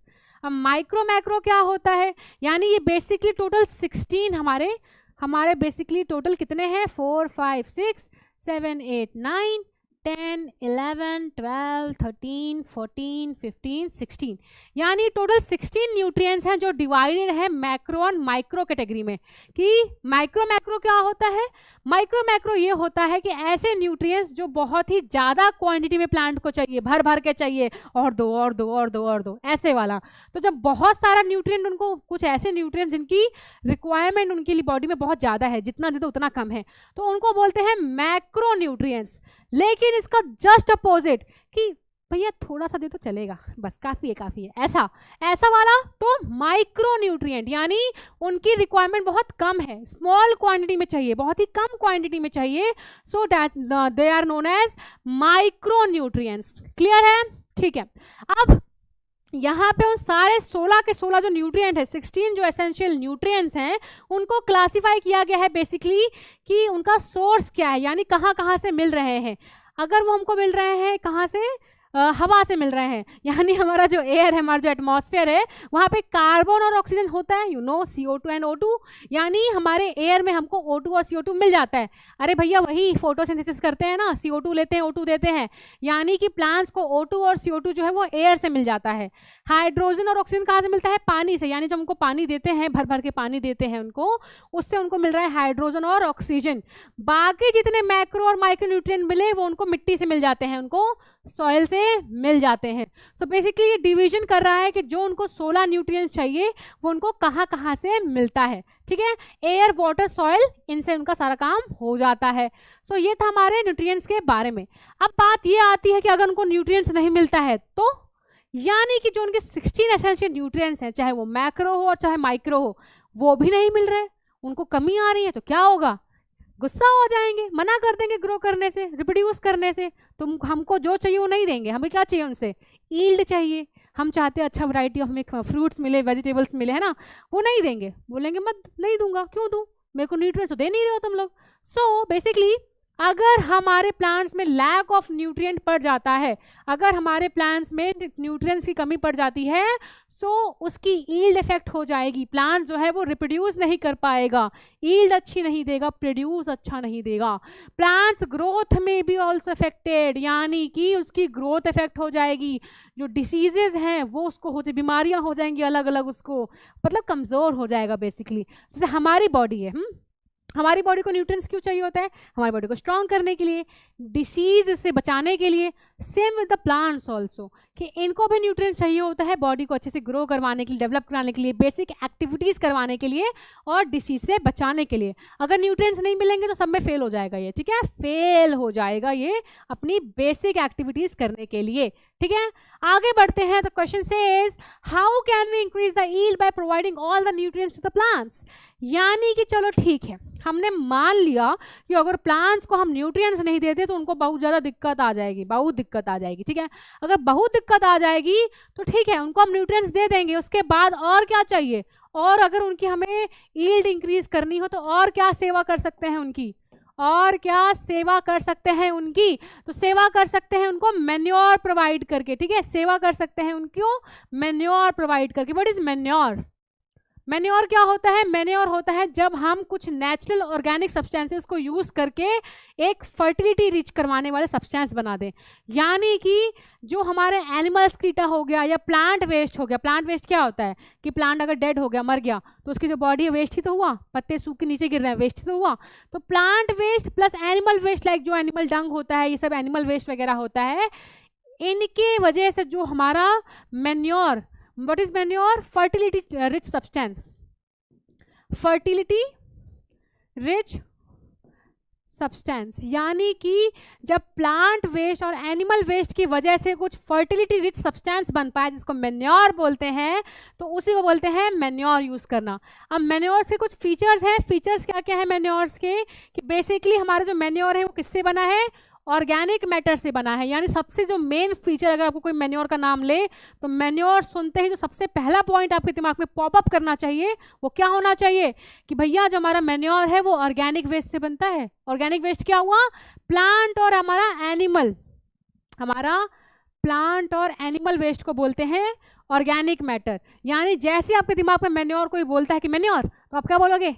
Organic waste, क्या बोलोगे? ऑर्गेनिक वेस्ट, यानी कि एनिमल एक्सक्रीटा और प्लांट वेस्ट से बनने वाला सब्सटेंस जो एक मिट्टी की हमारी मिट्टी है उसकी फर्टिलिटी को इंक्रीज करता है, उसको बोलते हैं मैन्योर। ठीक है, अब मैन्योर का सबसे पहले फीचर क्या हुआ कि ये ऑर्गेनिक मैटर से बनता है जो कि हमारे सॉइल की फर्टिलिटी बढ़ाता है, सॉइल का स्ट्रक्चर सही करता है, यानी अगर इसको हम मिट्टी में डालेंगे तो मिट्टी के लिए वरदान है बेसिकली। मिट्टी की फर्टिलिटी यानी कि उसके अंदर जो न्यूट्रिएंट्स हैं उसको बढ़ा देता है, मिट्टी का टेक्सचर अच्छा कर देता है, जिससे कि जो भी फसल उस मिट्टी में उगाई जाएगी वो भी अच्छी हो जाएगी। ठीक है, दूसरा, using manure is a way to recycle farm waste, यानी कि मैन्योर जो होता है ये एक अच्छा तरीका है हमारे फार्म वेस्ट को रिसाइकल करने का, यानी कि जो हमारे घर में चीज़ें टूट फूट जाती है तो उनको रिसाइकल करके हम कुछ बना लेते हैं, यानी रिसाइकल क्या होता है, उसको वापस से रीयूज़ कर लेना, कुछ नया चीज़ बना देना। इसी तरह ऑर्गेनिक वेस्ट जो है, चाहे वो एनिमल एक्सक्रीटा है चाहे वो प्लांट एक्सक्रीटा है, वो भी तो वेस्ट है, गंदगी फैला रहा है, साफ करना है, तो उसको यूज़ करके अगर मैन्योर बन जाएगा तो रिसाइकल हो गया ना बेसिकली। हमारा जो फार्म वेस्ट है, जो फार्म क्या होता है जहाँ पे एनिमल्स हो जहाँ प्लांट्स हो, उसका जो जितना भी वेस्ट है वो यूजफुल हो गया नाउ, उससे कुछ बन जा रहा है। ठीक है, now manure is completely healthy for the plants as well as environment, यानी कि मैन्योर यूज करने की वजह से, यानी कि मैन्योर यूज करने की वजह से कोई दिक्कत ऐसा आ नहीं रही है। क्या दिक्कत नहीं आ रही है? हमने कुछ महंगा पैसा गाड़ी थोड़ी यूज़ किया है, हमने क्या यूज़ किया है, जो भी फार्म वेस्ट हैं, जो भी चीज़ें वेस्ट हैं उनको यूज़ करके कुछ अच्छा बना दिया है, तो ये इन्वायरमेंट फ्रेंडली है। हमारा जो मैन्योर है ये क्या है, इन्वायरमेंट फ्रेंडली है, प्लस ये हेल्दी है प्लांट्स के लिए, प्लांट्स की फर्टिलिटी इंक्रीज कर रहा है, सॉरी प्लांट्स की नहीं, मिट्टी की फर्टिलिटी इंक्रीज कर रहा है। सो बेसिकली दीज आर फायदा of using manure. Now what is composting? Composting क्या होता है? कंपोस्टिंग क्या होता है? कंपोस्टिंग ये होता है कि भैया आपने कभी कंपोस्ट पिट के बारे में सुना है बचपन में? कंपोस्ट पिट सुना है किसी ने? कंपोस्ट पिट, सो कंपोस्ट पिट क्या होता है कि जब आप अपने किचन में हैं, ठीक है, किचन में आप सब्जी छील रहे हैं, फ्रूट छील रहे हैं, यानी जो आप डिफरेंट काइंड ऑफ जो आपके वेजिटेबल्स हैं, है ना, वेजिटेबल के छिलके हो गए, आपके फ्रूट्स के छिलके हो गए, उन सब छिलकों को आप डस्टबिन में नहीं फेंक रहे, एक गड्ढे में डाल रहे हैं। कहाँ डाल रहे हैं? एक गड्ढे में डाल रहे हैं। तो गड्ढे में डालने का मतलब क्या हुआ कि आप अपने गार्डन में गए, आप अपने गार्डन में गए, वहां पे एक गड्ढा खोद दिया, ठीक है, एक आपने गड्ढा खोद दिया और उस गड्ढे में सारा वेस्ट डाल दिया, सारा हमारा जितना भी किचन ऑर्गेनिक वेस्ट होता है जो भी, वो सारा उस गड्ढे में डाल दिया। तो गड्ढे में आपने वेस्ट डाल दिया, फिर उस गड्ढे को ढक दिया और वेट किया, कितना, कुछ दिन था ना, लगभग 8-10 दिन तक वेट किया और फिर उस गड्ढे को वापस खोला। फिर आप देखोगे हमारा सारा किचन का वेस्ट कहाँ गया, आपको दिखेगा कि वहाँ पे कोई वेस्ट नहीं है, वहाँ पे कुछ डार्क ब्राउन कलर की मिट्टी जैसा ही स्ट्रक्चर है। जादू, कहाँ गया सारा सामान? गया कुछ नहीं था, बस जो आपने सामान डाला था वो अब बन चुका है क्या, वो बन चुका है ह्यूमस, यानी फर्टिलिटी रिच कुछ सामान बन गया है, ऐसा कुछ जो मिट्टी में डालने से मिट्टी की फर्टिलिटी बढ़ा देगा, यानी वो बन चुका है क्या, उसने मैन्योर बना दिया है। तो the process of recycling the farm waste material by decomposition of animal excreta हो, चाहे सीवेज वेस्ट हो, चाहे वेजिटेबल वेस्ट हो, या कुछ वीड हो, उनसे क्या बनता है, लास्ट में हमारा कंपोस्ट बनता है। कंपोस्टिंग से कंपोस्ट बना है, तो जो भी इसमें सब्सटेंस हमको 8 से 10 दिन बाद मिलेगा उसको बोलेंगे कंपोस्ट। यानी कि मैंने भी ट्राई किया, एक्चुअली मैंने खुद किया है ये, जब मैंने इसके बारे में पढ़ा था ना, जब मैं आपकी तरह क्लास में थी, मुझे जब पढ़ाया गया था तो मैंने तो किया था ये। मैंने क्या किया था, मम्मा से बोला मम्मा आज सारा किचन का काम मैं करूँगी। मम्मा बोलती ओहो हो आज बेटी काम करेगी, है ना। अब बेटी को काम थोड़ी करना था, बेटी को तो एक्सपेरिमेंट करना था। मैंने क्या किया, एक्स्ट्रा फ्रूट्स खा लिए, एक्स्ट्रा प्याजें छील दी और मैंने ढेर सारा काम कर डाला। मैंने खूब सारा छिलका इकट्ठा किया, पन्नी में भरा और पहुंच गई गार्डन में आराम से। वहाँ पे गड्ढा खोदा, सबको डाल दिया गड्ढे में पूरा और ढक दिया। ठीक है, मम्मा को बोलती लगता है इसका ये, मम्मा ने खूब डांटा मेरे को, डांटा, ऑफकोर्स डांट तो पड़ेगी कि कचरा इकट्ठा करके गार्डन में कौन डालता है, मैं कहाँ सुनती किसी की, मैंने तो किया। ठीक है, तो मैंने गड्ढे में सारा सामान डाला, उसको ढक दिया। और पता क्या करती थी, गलती मेरे से एक ये हो गई थी कि अब छोटी थी, अब इतना कहाँ अकल है। मैं क्या करती थी, मुझे मैम ने सिखाया था कि 8 से 10 दिन बाद ही खोलना गड्ढे को, मुझे काम मतलब चैन था। मैं क्या करती थी, हर 3 दिन में जाती, गड्ढा खोलती और देखती क्या बना क्या बना, तो मुझे छिलके ही मिलते थे। फिर एक बार मम्मा ने डांट दिया कि सबर कर, रुक जा। फिर मैंने भूल गई इसको डाल के, फिर मैंने गलती से ना 10-15 दिन की जगह उसको 20 दिन बाद देखा, और 20 दिन बाद मैंने देखा तो वहाँ कुछ नहीं था, वहाँ पे सिर्फ एक डार्क ब्राउन कलर का कुछ सब्सटेंस था। वो सब्सटेंस क्या था? कंपोस्ट था। दैट सब्सटेंस वाज कंपोस्ट था। यानी कि वो ऐसा सब्सटेंस जो अब मैं अगर किसी भी अपने प्लांट में डालूंगी, उसकी मिट्टी में डालूंगी, तो मिट्टी की फर्टिलिटी इंक्रीज हो जाएगी, मिट्टी के लिए फायदा रहेगा। So this is what is known as composting. ठीक है, composting. Now what is difference between compost and vermi compost? नाम तो सेम लग रहे हैं, वर्मा लगा के क्या साबित करना चाहते हैं ये लोग, है ना? सो वर्मी कंपोस्ट क्या होता है, डिस्कस कर लेते हैं फटाफट से। So compost and vermi compost, ठीक है, compost and vermi compost. So compost जो हम पढ़कर आए हैं कि manure which is prepared from the waste material, जैसे कि हमारा काउ डंग, सीवेज, यानी कोई भी ऑर्गेनिक वेस्ट जिसको हमने गड्ढे में डाल दिया तो दैट इज कॉल्ड कंपोस्टिंग। ठीक है, कोई भी ऑर्गेनिक वेस्ट। इसी तरह वर्मी कंपोस्ट में भी सेम चीज करी है, लेकिन एडिशनल जो किया है वो कि हमने वहां पे कुछ अर्थवॉर्म भी छोड़ दिए हैं, यानी हमने अर्थवॉर्म को भी डाल दिया है उस प्रोसेस को जल्दी करवाने के लिए। अब तक क्या था, ये नेचुरली हो रहा था, ये जो कंपोस्टिंग था ये नेचुरली हो रहा था, कोई इसमें हमने कीड़ा मकोड़ा एक्स्ट्रा नहीं डाला था, मिट्टी में ही जो हमारे माइक्रो ऑर्गेनिजम्स प्रेजेंट हैं उन्होंने ही अपना काम कर दिया था। लेकिन वर्मी कंपोस्ट में क्या होता है कि हम वर्मी फॉर्म डाल देते हैं। वर्मी फॉर्म क्या होता है, हमारा अर्थवॉर्म, तो हम बेसिकली अर्थवॉर्म ऐड कर देते हैं, तो उसको बोलते हैं वर्मी कंपोस्टिंग। सेम प्रोसेस है कंपोस्टिंग वाला, एडिशनल जो किया दैट इज अर्थवॉर्म डाल दिया। क्या डाल दिया? अर्थवॉर्म डाल दिया।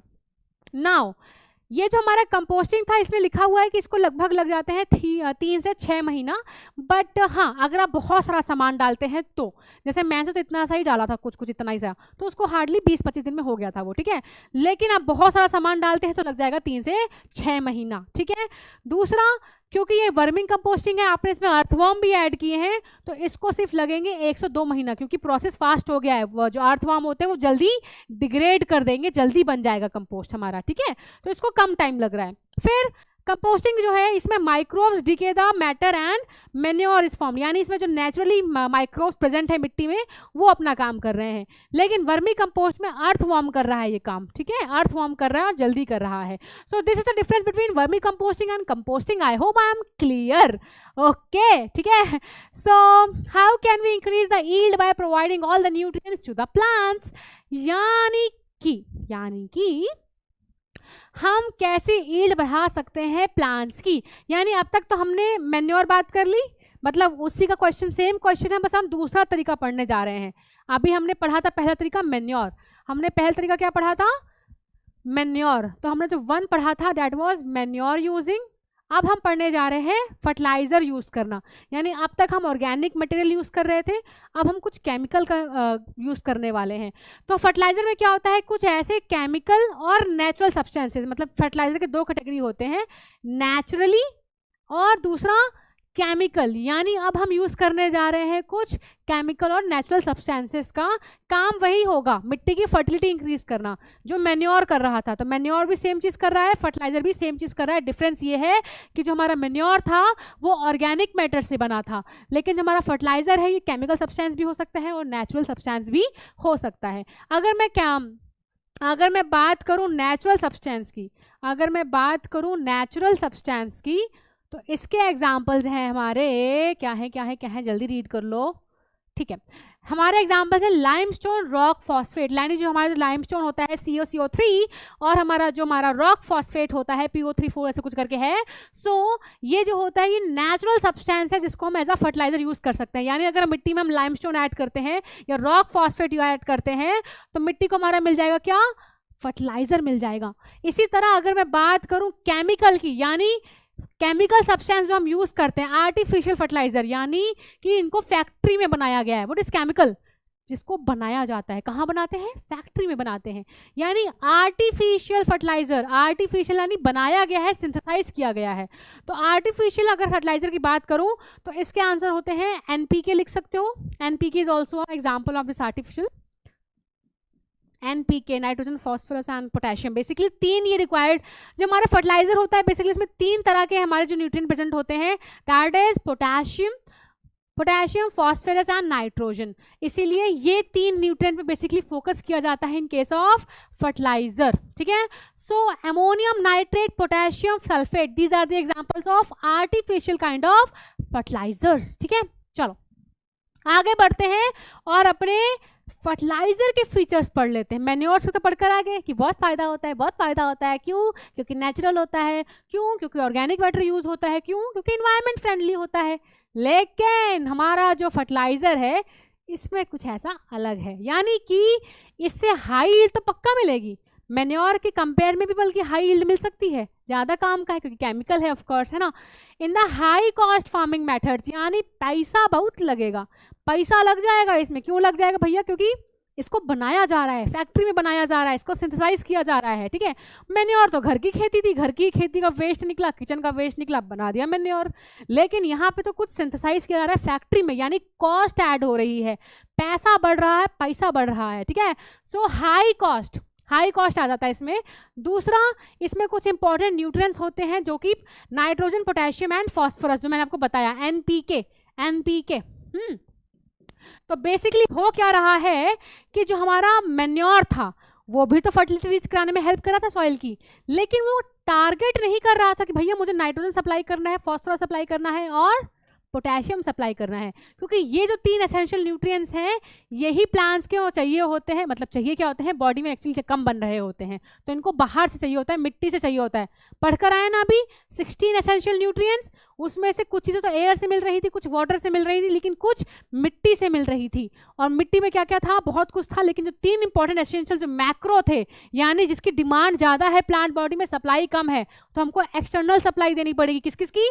नाइट्रोजन, फॉस्फोरस एंड पोटेशियम की। तो इनकी सप्लाई ज़्यादा करनी है हमको, सप्लाई ज़्यादा करनी है, यानी जो हमारा ये फर्टिलाइजर है ये बेसिकली इनको ही फोकस करता है, इन्हीं को टारगेट करता है कि ये सप्लाई करेंगे, डिमांड बढ़ेगी, पैसा बढ़ेगा, ऐसा। लेकिन मैन्योर जो होता है वो तो घर की खेती है, वो तो हम सिर्फ कर रहे हैं कि मैन्योर बना रहे हैं, जितने भी न्यूट्रिएंट्स मिल जाएं बढ़िया है। मतलब उसमें 3 न्यूट्रिएंट्स बहुत ज़्यादा होंगे ऐसी कोई गारंटी नहीं है, उसमें ओवरऑल न्यूट्रिएंट्स होते हैं, बट कौन से ज़्यादा होते हैं पता नहीं, है ना। तो ऐसा, तो हमारे जो फर्टिलाइजर होते हैं इसमें बेसिकली 3 चीज़ें ज़्यादा होती हैं, NPK। चलो आगे बढ़ते हैं और बात करते हैं कि सावधानी, क्या सावधानी बरतनी है अगर हम फर्टिलाइजर यूज कर रहे हैं। तो प्रिकॉशंस विद फर्टिलाइजर, क्या हमें प्रिकॉशंस लेने की जरूरत है if you are using fertilizers. So अगर हम फर्टिलाइजर का एक्सेस यूज करते हैं, यानी ज्यादा अगर हम यूज कर रहे हैं फर्टिलाइजर का, बहुत दिक्कत आ सकती है।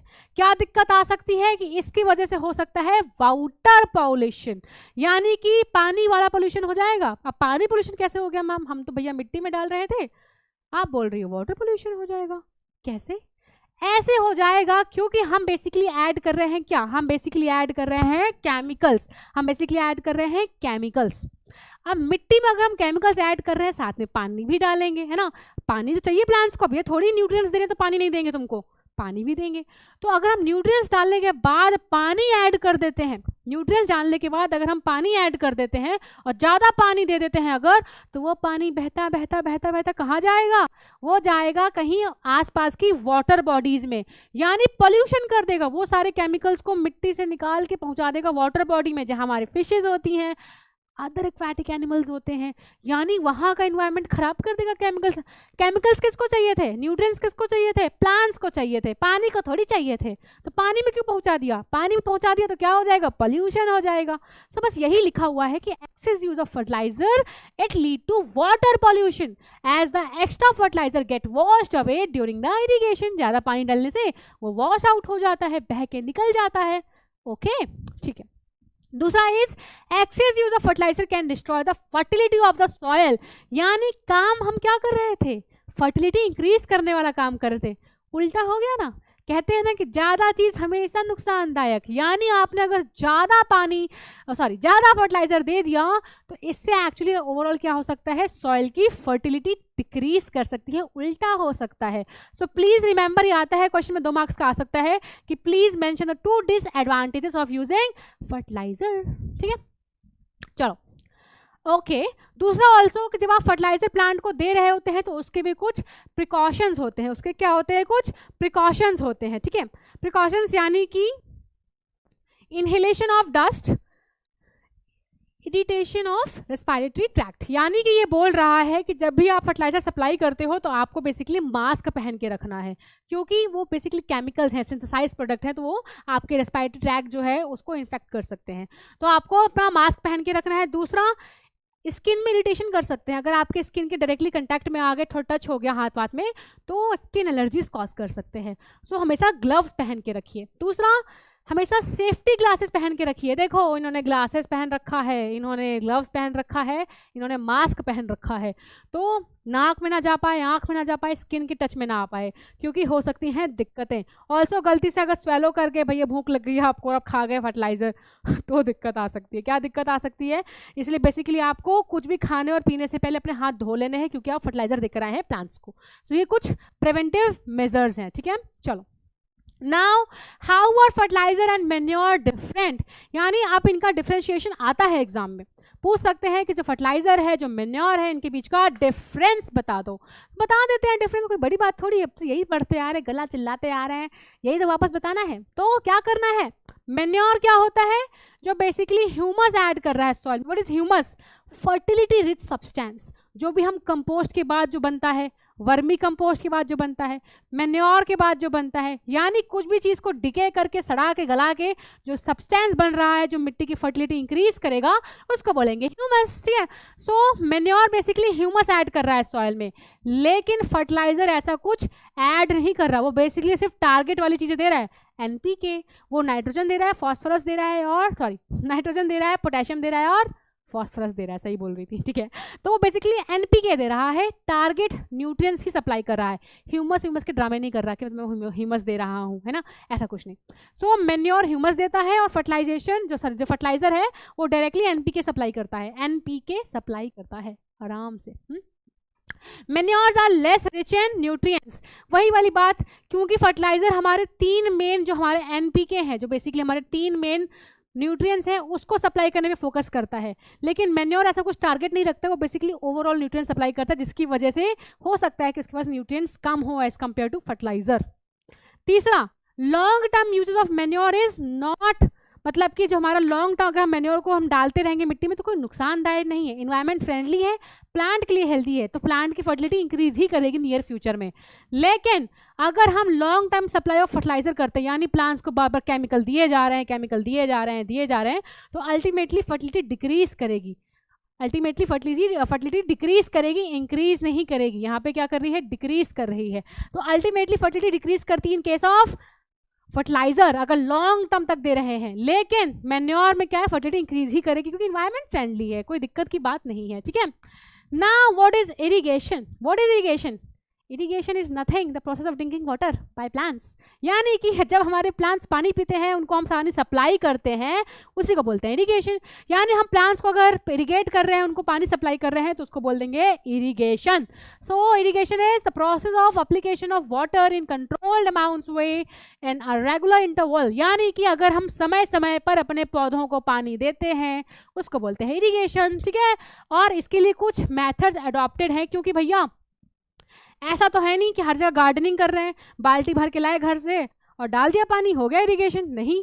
कहीं कहीं पे खेत बहुत दूर होंगे घर से, या ट्यूबवेल से बहुत दूर होंगे, वेल जो हमारे कुएं होते हैं वहाँ से बहुत दूर होंगे, रिवर से दूर होंगे, कैनाल से दूर होंगे, यानी इट इज़ नॉट नेसेसरी कि हमारी खेत पानी से जुड़ के ही लगा हुआ है, मतलब हमें कहीं ना कहीं से उनको पानी प्रोवाइड करना है। तो कौन से मेथड हो सकते हैं जिससे कि हम उन तक पानी पहुँचा पाएँ, वो डिस्कस करेंगे हम, कि कैसे उन तक हम पानी पहुंचा सकते हैं, ठीक है। So we are going to discuss the method of irrigation, we are going to discuss the methods of irrigation, कि क्या क्या मेथड्स इरिगेशन में होते हैं। तो पहली बात क्या होता है? वेल। What is wells? कुआं।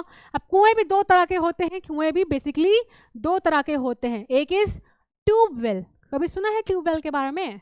ट्यूबवेल, और एक होता है डगवेल। तो बेसिकली ट्यूबवेल जो होता है वो ट्यूबुलर स्ट्रक्चर होता है। क्या होता है? Tubular structure, tube like pipes होती हैं, उससे अंडरग्राउंड से सप्लाई करके वहां तक ट्यूब्स को पहुंचा देते हैं, लगभग जहां तक हमारी खेती है। तो ये ट्यूब लाइक सिस्टम होता है। क्या होता है? ट्यूब लाइक सिस्टम होता है इसमें, ट्यूब लाइक सिस्टम, ठीक है। इसमें अगर ट्यूब लाइक सिस्टम होता है जिसमें से अंडरग्राउंड से वाटर का टारगेट होता है, जब हमारा अंडरग्राउंड पानी इकट्ठा है मिट्टी के नीचे, वहां से पानी लेकर आते हैं और खेत तक पहुंचाते हैं इन ट्यूब लाइक सिस्टम। डगवेल मतलब वही होता है जो कुआं गड्ढा खोद कर, यानी अंडरग्राउंड वाटर तक पहुंच जाते हैं। इसमें भी जो हमारा अंडरग्राउंड वाटर इकट्ठा है मिट्टी के अंदर, जो अंडरग्राउंड वाटर सप्लाई है, तो बेसिकली इतना ज़्यादा गड्ढा खोदिए कि पहुंच जाइए कहाँ, अंडरग्राउंड वाटर तक। तो बेसिकली गड्ढा खोदा जाता है, डग मतलब क्या होता है, खोदना। तो यहाँ पे कुआं खोदा गया है, कुआं खोदा गया है जहाँ पे अंडरग्राउंड तक पहुंच गए हैं और पानी मिल गया है, पानी को सप्लाई करवा दिया है कहाँ, खेत तक। तो this is well system. Now talking about canals, what is canals. अब जो कैनाल्स होती हैं जहाँ पानी इकट्ठा होता है, कैनाल सिस्टम जो होता है, इसमें क्या करते हैं, पानी को जो मेन सोर्स जहाँ पे हमारा कैनाल प्रेजेंट है, जो हमारा पानी का जो सोर्स प्रेजेंट है, वहाँ से हम क्या करते हैं, कनेक्टिविटी बैठा देते हैं कहाँ तक, जहाँ तक हमारी खेत है, जहाँ तक पानी लेके जाना है। तो बेसिकली यहाँ पे रिजर्वायर और स्ट्रीम से क्या करते हैं, कुछ चैनल्स बनवा देते हैं, कैनाल सिस्टम बना देते हैं जहाँ से पानी जा पाएगा खेतों तक। इसी तरह रिवर लिफ्ट सिस्टम, यानी रिवर में से हमने कनेक्टिविटी बनाई है। रिवर लिफ्ट सिस्टम मतलब कि ऐसा सिस्टम जिसमें कि पानी को हम रिवर से निकाल के लेकर आते हैं और इरिगेशन पर्पस के लिए यूज़ कर लेते हैं। तो यानी कि हमें बेसिकली करना क्या है, अपने खेतों तक पानी पहुंचाना है। रिवर से पहुंचा रहे हैं तो रिवर लिफ्ट सिस्टम, कैनाल से पहुंचा रहे हैं तो कैनाल सिस्टम, और टैंक से पहुंचा रहे हैं, यानी कि अगर आप क्या करोगे, टैंक्स बड़े बड़े टैंक्स भर के रख दो और उसमें से पाइप का सिस्टम निकलवा दो कि ये जो पाइप है ले जाएगा खेतों तक पानी। तो farmers often use small storage reservoir that can store as well as supply water in the small fields. यानी अगर किसी फार्मर्स की छोटी छोटी लैंड्स हैं तो वो क्या करते हैं, टंकियां भर के रख लेते हैं पानी की और उसमें से ही पाइप्स निकलवा देते हैं, कहाँ तक के लिए, खेतों तक के लिए। तो डिपेंडिंग अपॉन कि कितना दूर हमारा खेत है या कितना बड़ा खेत है, उस हिसाब से, और कितनी उसकी पानी की रिक्वायरमेंट है, ज़्यादा बल्क में चाहिए तो रिवर, उससे कम तो कैनाल, और थोड़ा और कम और छोटी है तो टैंक्स, है ना। तो basically depending upon the size of the हमारी land plus resources of the farmer. Now irrigation methods, यानी कि इरिगेशन मेथड्स ही पढ़ रहे हैं, यानी कि रेन वाटर हार्वेस्टिंग। इसका सबने सुना होगा, सुना है ये रहा। यानी कि बरसात जब होती है तो हम अपने घर के ऊपर कुछ ऐसा इंतजाम कर लें जिससे बरसात का पानी क्या हो, कलेक्ट हो जाए, बरसात का पानी क्या हो जाए, कलेक्ट हो जाए। सो इसी को बोलते हैं रेन वाटर हार्वेस्टिंग, जिसमें बरसात का पानी हमारे घर में ऊपर कलेक्ट हो जाता है और फिर उस कलेक्टेड से हम उस सप्लाई से हम कुछ पाइपलाइन बिछा देते हैं जो हमारा अलग अलग नीड तक पहुंचा देता है, यानी खेतों तक पहुंचा दो या कहीं तक पहुंचा दो, है ना। तो इसके थ्रू सप्लाई कर रहे हैं, रेन वाटर के थ्रू सप्लाई करवा रहे हैं, तो इसी को बोलते हैं rain water harvesting. Instead of just letting down the rain water, यानी बरसात में पानी बर्बादित हो रहा है, बरसात के पानी को डॉक्टर ने मना किया है क्या यूज़ करने से, नहीं ना, उसको तो यूज़ कर सकते हैं, क्यों बर्बाद कर रहे हैं। तो उस रेन वाटर को कलेक्ट कर लो, उससे पाइपलाइन बिछा दो और इरिगेट कर लो फसल को। तो this is known as rain water harvesting. Done है। Now what is cropping pattern, what is cropping pattern, क्या होता है क्रॉपिंग पैटर्न, यानी कि क्रॉप, देखो हम क्या करते हैं, क्रॉपिंग करते हैं, एग्रीकल्चर कर रहे हैं, क्रॉप प्रोडक्शन कर रहे हैं। अगर हम क्रॉपिंग कर रहे हैं, क्रॉप प्रोडक्शन कर रहे हैं मेरे प्यारे बच्चों, सो हमारा मेन मोटिव क्या रहेगा कि कौन से पैटर्न में करने वाले हैं। एक सेकंड बच्चों, पानी पी लूं।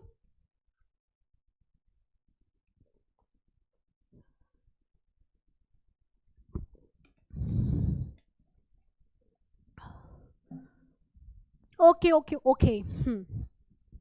सो अब अगर हम एग्रीकल्चर कर रहे हैं, क्रॉप प्रोडक्शन कर रहे हैं, तो उसका कुछ पैटर्न होता होगा। पैटर्न मतलब ये नहीं कि किस डिज़ाइन में कर रहे हैं, यानी कि हम जो डिफरेंट पैटर्न्स होते हैं जो फार्मर्स यूज करते हैं in order to increase the crop yield, यानी कि किस हिसाब से क्रॉपिंग की जा रही है, कौन सा पैटर्न फॉलो किया जा रहा है, उसके बेसिस पे तीन हमारी डिवाइड हो रखी है क्रॉपिंग पैटर्न्स।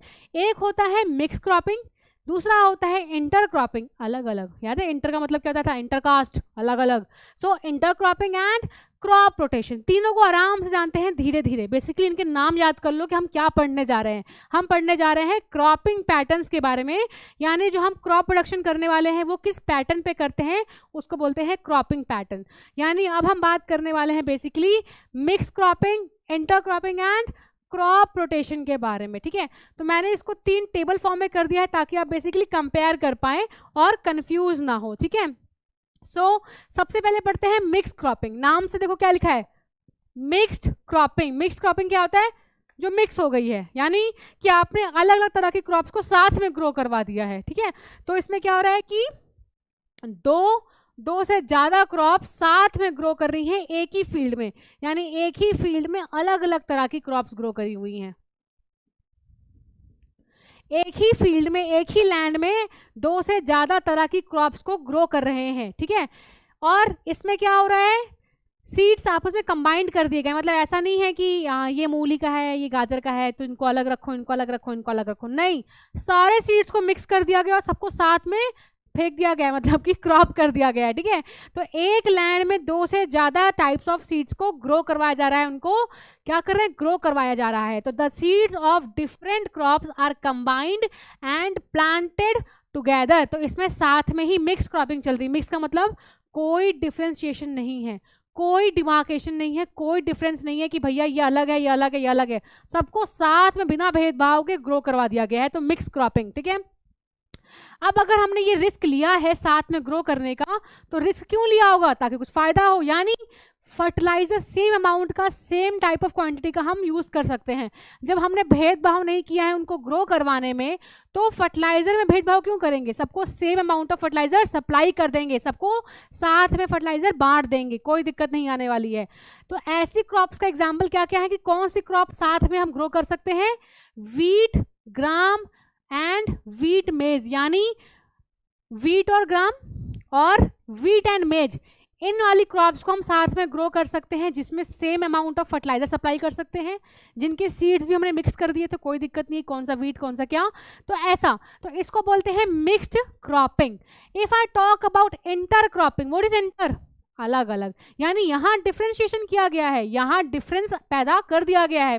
कैसे, यहाँ पे भी बेसिकली 2 से ज्यादा ही क्रॉप यूज कर रहे हैं, लेकिन यहाँ पे डिमार्केशन कर दिया है कि आधी फील्ड में ये ग्रो कर रहे हैं, आधी फील्ड में ये ग्रो कर रहे हैं।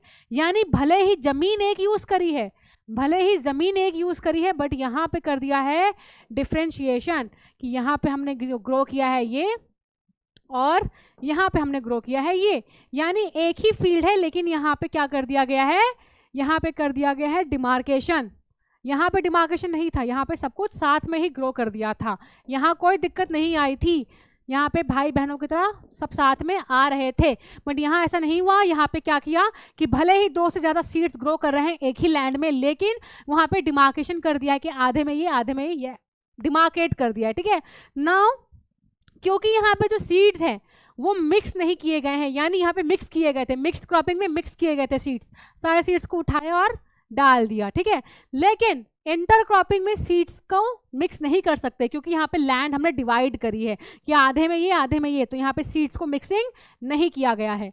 अब क्योंकि यहाँ पे डिफरेंट टाइप्स ऑफ क्रॉप्स को अलग तरीके से कर रहे हैं, तो इनके जो फर्टिलाइजर हैं ये भी उनकी रिक्वायरमेंट के हिसाब से उनको सप्लाई करेंगे। अगर 2 अलग अलग तरह की क्रॉप्स हैं, 2 अलग तरह के सीड्स डाले गए हैं, तो उनकी जो रिक्वायरमेंट्स है वो भी अलग सोची गई है, क्योंकि अगर अलग नहीं होती तो सेम साथ में ही डाल देते। यहाँ इनकी रिक्वायरमेंट सेम थी, तभी फर्टिलाइजर सेम अमाउंट में दिया गया था। यहाँ अलग अलग ग्रो कर रहे हैं, तो इनकी फर्टिलाइजर की रिक्वायरमेंट भी अलग अलग है और अलग अलग सप्लाई किया जाएगा।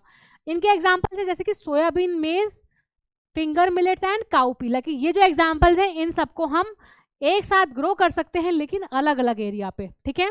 Now talking about crop rotation, ये थोड़ा अलग है, क्रॉप रोटेशन अलग है, यानी यहाँ पे आपकी क्लास रोटेशन होती है कि पहले कोई फ्रंट बेंच में, फिर ये उठ के आएगा ये फ्रंट बेंच में, फिर ऐसे ऐसे ऐसे ऐसे, फिर ऐसे ऐसे ऐसे ऐसे, राइट। यानी आपकी हो रही है रोटेशन, एक के बाद एक का नंबर आ रहा है, एक के बाद एक का नंबर, है ना।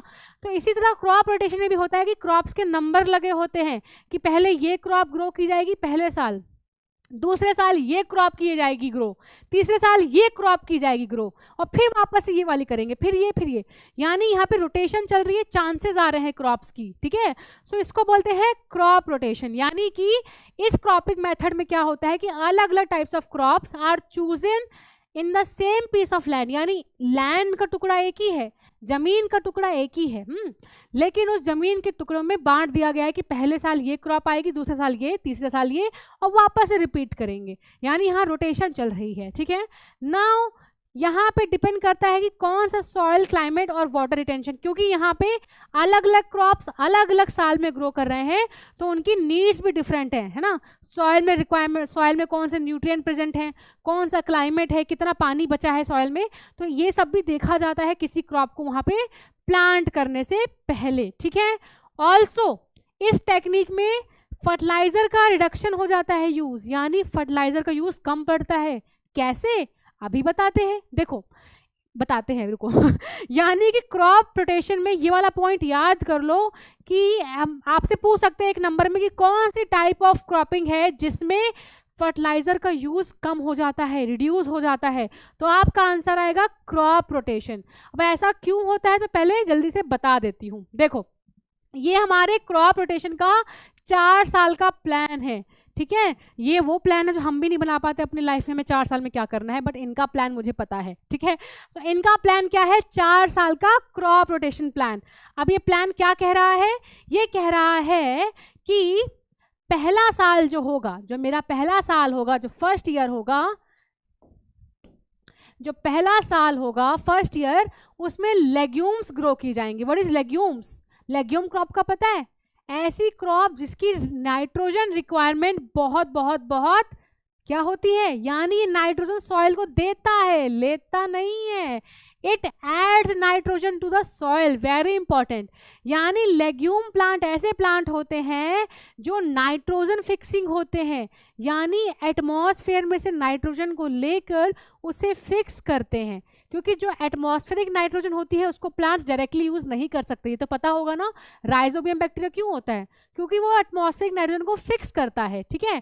तो लेग्यूम्स ऐसी क्रॉप होती हैं जहां पे हमारे नाइट्रोजन फिक्सिंग बैक्टीरिया साथ में काम करते हैं और एटमॉस्फेरिक नाइट्रोजन को फिक्स करते हैं और मिट्टी में ऐड करते हैं, ताकि अब उनको प्लांट्स ले सकता है। वी नो ना कि जो एटमॉस्फेयर में नाइट्रोजन प्रेजेंट है, जो कि 70% है ना, 78% है अराउंड, है ना, 78% नाइट्रोजन प्रेजेंट होने के बावजूद हमारी मिट्टी उनको यूज नहीं कर सकती। क्यों, क्योंकि पर्टिकुलर फॉर्म में जिसमें हमको चाहिए नाइट्रोजन, वो उस फॉर्म में नहीं है। उस फॉर्म में लाने के लिए ये वाला प्लांट हेल्प करता है। कैसे हेल्प करता है, क्योंकि इनकी प्लांट्स की जो रूट है, इन प्लांट्स की जो रूट्स है, उनकी रूट्स में रहता है राइजोबियम बैक्टीरिया, और वो बैक्टीरिया नाइट्रोजन को फिक्स करता है। यानी ये प्लांट फिक्स नहीं कर रहा, इसकी प्लांट के रूट्स में एक बैक्टीरिया रहता है जो फिक्स करता है, ठीक। चलो, तो लेग्यूम प्लांट बेसिकली क्या कर रही है, नाइट्रोजन सॉइल को दे रही है, ले नहीं रही है। तो it is adding nitrogen to soil. तो पहले साल में ऐसी क्रॉप को ग्रो कर दो जो बेसिकली मिट्टी का नाइट्रोजन लेवल बढ़ा देगी, ठीक है। तो लेग्यूम्स वाली क्रॉप्स ग्रो करो। लेग्यूम्स में कैसे एग्जांपल्स आएंगे, जैसे कि मटर हो गया, सोयाबीन हो गया, ग्रीन बीन हो गया, तो ये एग्जाम्पल्स है लेग्यूम क्रॉप की, जो कि मिट्टी में नाइट्रोजन ऐड करेंगी, बढ़ाएंगी। पहले साल अगर आप ये ग्रो करते हैं तो दूसरे साल ऐसी क्रॉप ग्रो करो जो कुछ अमाउंट ऑफ नाइट्रोजन को मिट्टी से लेती हो। यानी अगर हमारी मिट्टी में ढेर सारा नाइट्रोजन आ गया है तो उसको यूज करने वाला कोई हो, तो अगले साल ऐसी क्रॉप ग्रो करो जो मिट्टी में से कुछ नाइट्रोजन लेगी, कुछ एम्पल, ज्यादा नहीं, एम्पल, तो कुछ नाइट्रोजन लेगी। जैसे कि हमारे लेट्यूस, स्पिनच, कैबेज, ऐसे कुछ क्रॉप्स के नाम यहाँ लिखे हुए हैं। फिर तीसरे साल में क्या करना है, तीसरे साल में ऐसी क्रॉप को लो जिसको फॉस्फोरस चाहिए होगा, क्योंकि मिट्टी का फॉस्फोरस बचा हुआ है। अभी तक सिर्फ नाइट्रोजन का खेल चल रहा था, अब मिट्टी से फॉस्फोरस का चालू हुआ है। तो अब तीसरे साल ऐसे कुछ ऐसे फ्रूट्स वाली चीजें ऐड करो, ऐसी खेती करो जिनको फॉस्फोरस चाहिए मिट्टी से, थोड़ा सा नाइट्रोजन भी चाहिए क्योंकि नाइट्रोजन अभी है, सेफ है, ठीक है, और कुछ फॉस्फोरस भी चाहिए, यानी यहाँ पे फॉस्फोरस भी लेगा। अब चौथे साल में ऐसी क्रॉप ग्रो करो जो क्या करेंगे, पोटेशियम ज्यादा लेगा देन नाइट्रोजन एंड फॉस्फोरस। यानी नाइट्रोजन फॉस्फोरस यूज करने वाली क्रॉपिंग खत्म, अब मत करना, वरना मिट्टी में से नाइट्रोजन खत्म हो जाएगा। तो अब ऐसी वेजीज, ऐसे कुछ वेजिटेबल्स ग्रो करवाओ जिनकी पोटेशियम की रिक्वायरमेंट ज्यादा है as compare to nitrogen and phosphorus, balance amount में होगा सब कुछ, ठीक है। जैसे ही चौथे साल में ये लग जाती है तो वापस से आपको लेग्यूम्स ग्रो करवा देनी है, ताकि मिट्टी में फिर से नाइट्रोजन वापस आ जाए। तो इसको बोलते हैं क्रॉप रोटेशन। पूरा एक प्रोसेस रोटेट हुआ है ताकि मिट्टी में से न्यूट्रिएंट खत्म ना हो।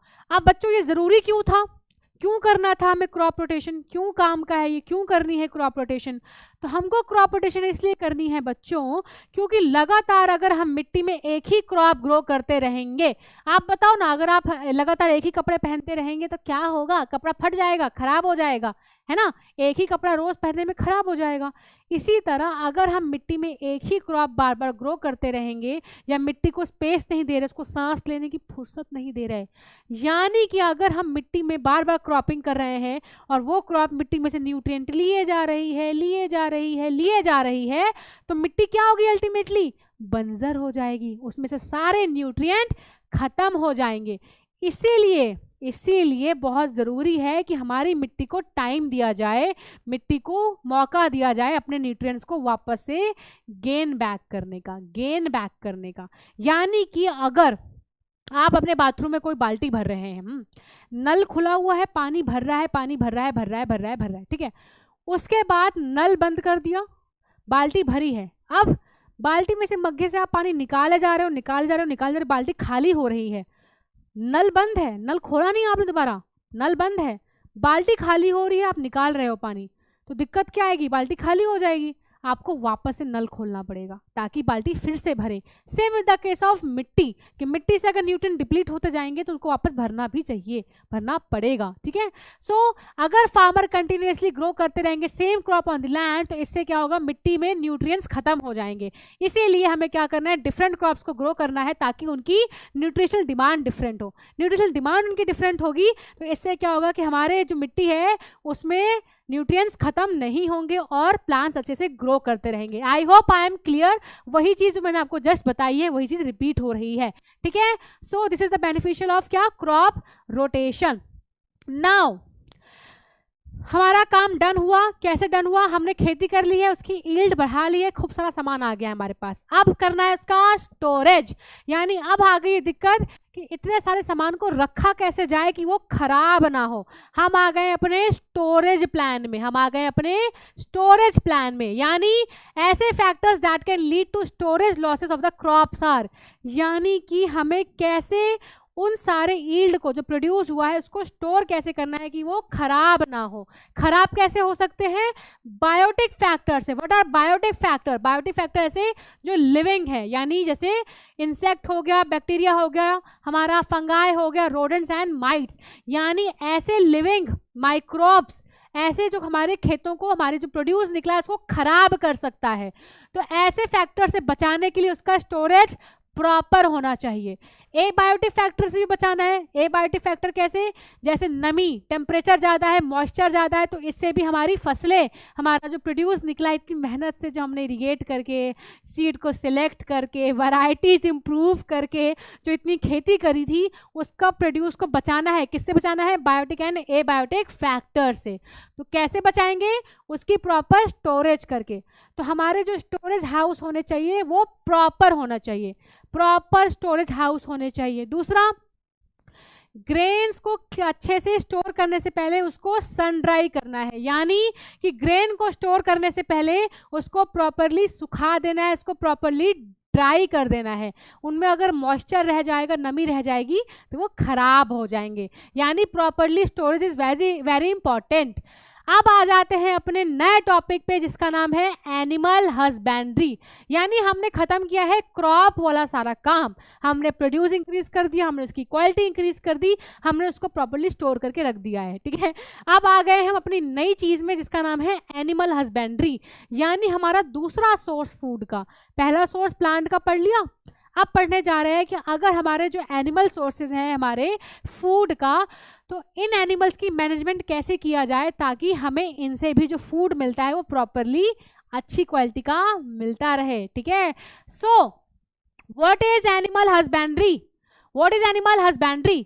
तो एनिमल हस्बेंड्री का मतलब होता है rising of live stock in a controlled selective environment by providing them the right care so that they can stay healthy and disease free, यानी हम कुछ ऐसे पॉपुलेशन ऑफ एनिमल्स को ब्रीड करवा रहे हैं, उनको रख रहे हैं, उनको मैनेज कर रहे हैं जिनसे हमको मिलने वाली है चीज़ें, ठीक है, और उनकी केयर ऐसे कर रहे हैं ताकि उनको कोई बीमारी ना हो, वो हेल्दी रहे, प्लस जो वो हमको सामान देने वाले हैं वो हेल्दी सामान दें, क्वालिटी हाई वाली सामान दें। तो अगर हमको ऐसा सामान चाहिए तो हमको इनकी प्रॉपर केयर भी करनी पड़ेगी, इनको डिसीज फ्री रखना पड़ेगा। सो जैसे कि हमें अपना क्रॉप प्रोडक्शन को इम्प्रूव करने की रिक्वायरमेंट थी, सेम हमको इम्प्रूवमेंट करने की ज़रूरत है अपने लाइव स्टॉक के प्रोडक्शन में भी। क्यों करनी है? सेम रीज़न, पॉपुलेशन बढ़ रहा है, डिमांड बढ़ रहा है, तो क्वालिटी और प्रोडक्शन इंक्रीज होना चाहिए। तो सेम रीज़न है, इसीलिए हमको एग्स और मिल्क और मीट जो हमको एनिमल से मिलता है इनका प्रोडक्शन भी इंक्रीज करवाना पड़ेगा, एज सेम जैसे कि हमने अपने क्रॉप्स के केस में किया है। ठीक है, so we are going to study about animal husbandry. ठीक है, चलो, तो एनिमल हस्बेंड्री में सबसे पहले हम बात करने वाले हैं कैटल फार्मिंग की, यानी जो हमारी गाय होती हैं, हमारी भैंसें होती हैं, जिससे हमको मिलता है दूध, जिससे हमको मिलता है क्या? सारे डेयरी प्रोडक्ट्स। यानी हमें करनी है कैटल फार्मिंग। कैटल फार्मिंग क्यों करनी है? क्योंकि हमको उससे मिलता है दूध, और हम उनको यूज़ करते हैं कुछ एज अ लेबर के लिए। यानी हम जो देखते हैं कि खेत जोतना है तो बैल यूज़ करते हैं, बैल के थ्रू से हम क्या करते हैं? खेत जोतते हैं। यानी हम अपने कैटल जो हमारे एनिमल्स हैं उनको labour, draught labour in the fields की तरह भी यूज़ करते हैं, यानी उनके और भी यूजेज हैं। तो ऐसे एनिमल जिनसे हमको दूध मिलता है उनको बोलते हैं मिल्च एनिमल्स। ऐसे एनिमल्स जिनसे हमको दूध मिलता है उनको बोलते हैं मिल्च एनिमल्स। और ऐसे एनिमल्स जिनसे हमको लेबर लेना है, यानी उन जिनसे हमको काम करवाना है खेतों में, उन जिनसे हमें काम निकलवाना है लेबर वाला, ऐसे एनिमल्स को बोलते हैं ड्रॉट एनिमल्स। क्या? Draught animals. ठीक है, मिल्च मतलब दूध देने वाले और ड्रॉट मतलब जिनसे लेबर करवाना है। ठीक है, अब बात तो कर ली कैटल फार्मिंग की कि कैटल फार्मिंग में हमें क्या करना है। बेसिकली हमको चाहिए दूध और हमको चाहिए क्या? दूध और डेयरी प्रोडक्ट्स चाहिए। तो अगर हमें ये चाहिए और हमें अगर हाई प्रोडक्शन ऑफ मिल्क करवाना है, यानी कि हमें चाहिए ढेर सारा दूध, क्योंकि पॉपुलेशन इंक्रीज कर रही है, सबको दूध चाहिए, तो हमें दूध की प्रोडक्शन को इंक्रीज करवाना है। अगर हमें मिल्क प्रोडक्शन इंक्रीज कराना है तो हम क्या क्या कर सकते हैं? सेम याद करो, प्लांट से कैसे क्या पढ़कर आए हैं? क्रॉस ब्रीडिंग कर सकते हैं। यानी यहाँ पर भी वैरायटी का खेल आएगा कि अगर हम यहाँ पर भी क्रॉस ब्रीडिंग करवा दें फॉरेन ब्रीड्स के साथ या लोकल ब्रीड के बीच में, तो इससे क्या होगा कि क्वालिटी इंक्रीज कर सकती है। यानी हम ढूंढ कर लाएंगे कि कौन सी ब्रीड ज़्यादा अच्छा क्वालिटी का दूध, ज़्यादा यील्ड ऑफ दूध दे रहा है, उस क्वालिटी के साथ अपनी लोकल ब्रीड को फ्यूज करवा देंगे, यानी कि ब्रीड करवा देंगे। और उससे क्या हो जाएगा? लैक्टेशन पीरियड बढ़ जाएगा, रेजिस्टेंस टू डिसीजेज बढ़ जाएगा। यानी जो जो हमको चाहिए, ज़्यादा दूध, अच्छा दूध, और ऐसी गाय मतलब ऐसे एनिमल्स जिनको ज़्यादा बीमारी ना हो, तो अच्छी हर एक चीज़ जो हमको चाहिए क्वालिटी वाली, वो हम क्रॉस ब्रीड करवा के अटेन कर लेंगे, अचीव कर लेंगे। ठीक है, दूसरा एक और रीज़न ये हो सकता है कि अगर चाहते हो कि प्रोडक्टिविटी ऑफ मिल्क बढ़ जाए तो आपको हमारे जो कैटल्स हैं, जो हमारी कैटल्स हैं, हमारे एनिमल्स हैं, उनके रहने की जगह को साफ रखना पड़ेगा, उनको हेल्दी फूड देना पड़ेगा, उनकी रहने वाली जगह को साफ और हेल्दी रखना पड़ेगा। ये भी एक इम्पॉर्टेंट फैक्टर है जिससे कि यील्ड ऑफ मिल्क बढ़ सकती है। ठीक है, आगे पढ़ते हैं पोल्ट्री फार्मिंग के बारे में। What is poultry farming? यानी कि बर्ड्स। अब आप चिकन खाते हैं, यानी मीट है ना, मीट बोलते हैं ना, तो आप चिकन खाते हैं या अंडे खाते हैं। अंडे कहाँ से मिलते हैं? पोल्ट्री, है ना, बर्ड से मिलते हैं अंडे, है ना। अंडे हमको बर्ड से मिल रहे हैं। हमारा जो पोल्ट्री होती है, मुर्गी जो होती है हमारी, है ना, उससे हमको मिल रही है। तो poultry farming includes different kind of domesticated birds. यानी अगर हमें बर्ड्स की फार्मिंग कर रहे हैं, जैसे वहाँ पे क्रॉप फार्मिंग चल रही थी, अभी कैटल फार्मिंग करी, अब पोल्ट्री फार्मिंग कर रहे हैं, यानी बर्ड्स को डोमेस्टिकेट कर रहे हैं, बर्ड्स को पाल रहे हैं, उनकी सेवा कर रहे हैं, उनको ब्रीड करवा रहे हैं, उनको हम पोषित हेल्दी रख रहे हैं। यानी हमें उनसे चाहिए फ़ायदा, हमें उनसे चाहिए एग, हमें उनसे चाहिए क्या? मीट। यानी अपने फ़ायदे के लिए हम पोल्ट्री फार्मिंग कर रहे हैं, तो इसको बोलते हैं पोल्ट्री फार्मिंग। अब पोल्ट्री फार्मिंग क्यों की जाती है? चिकन, डक, गूस, पिजन्स, यानी डिफरेंट काइंड्स ऑफ बर्ड्स को रखा जाता है। कौन कौन सी बर्ड्स आती हैं इसमें? चिकन आता है, डक आता है, गूस आता है, पिजन आता है, टर्की। यानी ये सारी बर्ड्स या तो इनसे हमें अंडे मिल रहे हैं या खुद इनको ही खा जा रहे हैं, मीट खा रहे हैं। मीट बोलते हैं poultry, sorry I have no idea कि हाँ।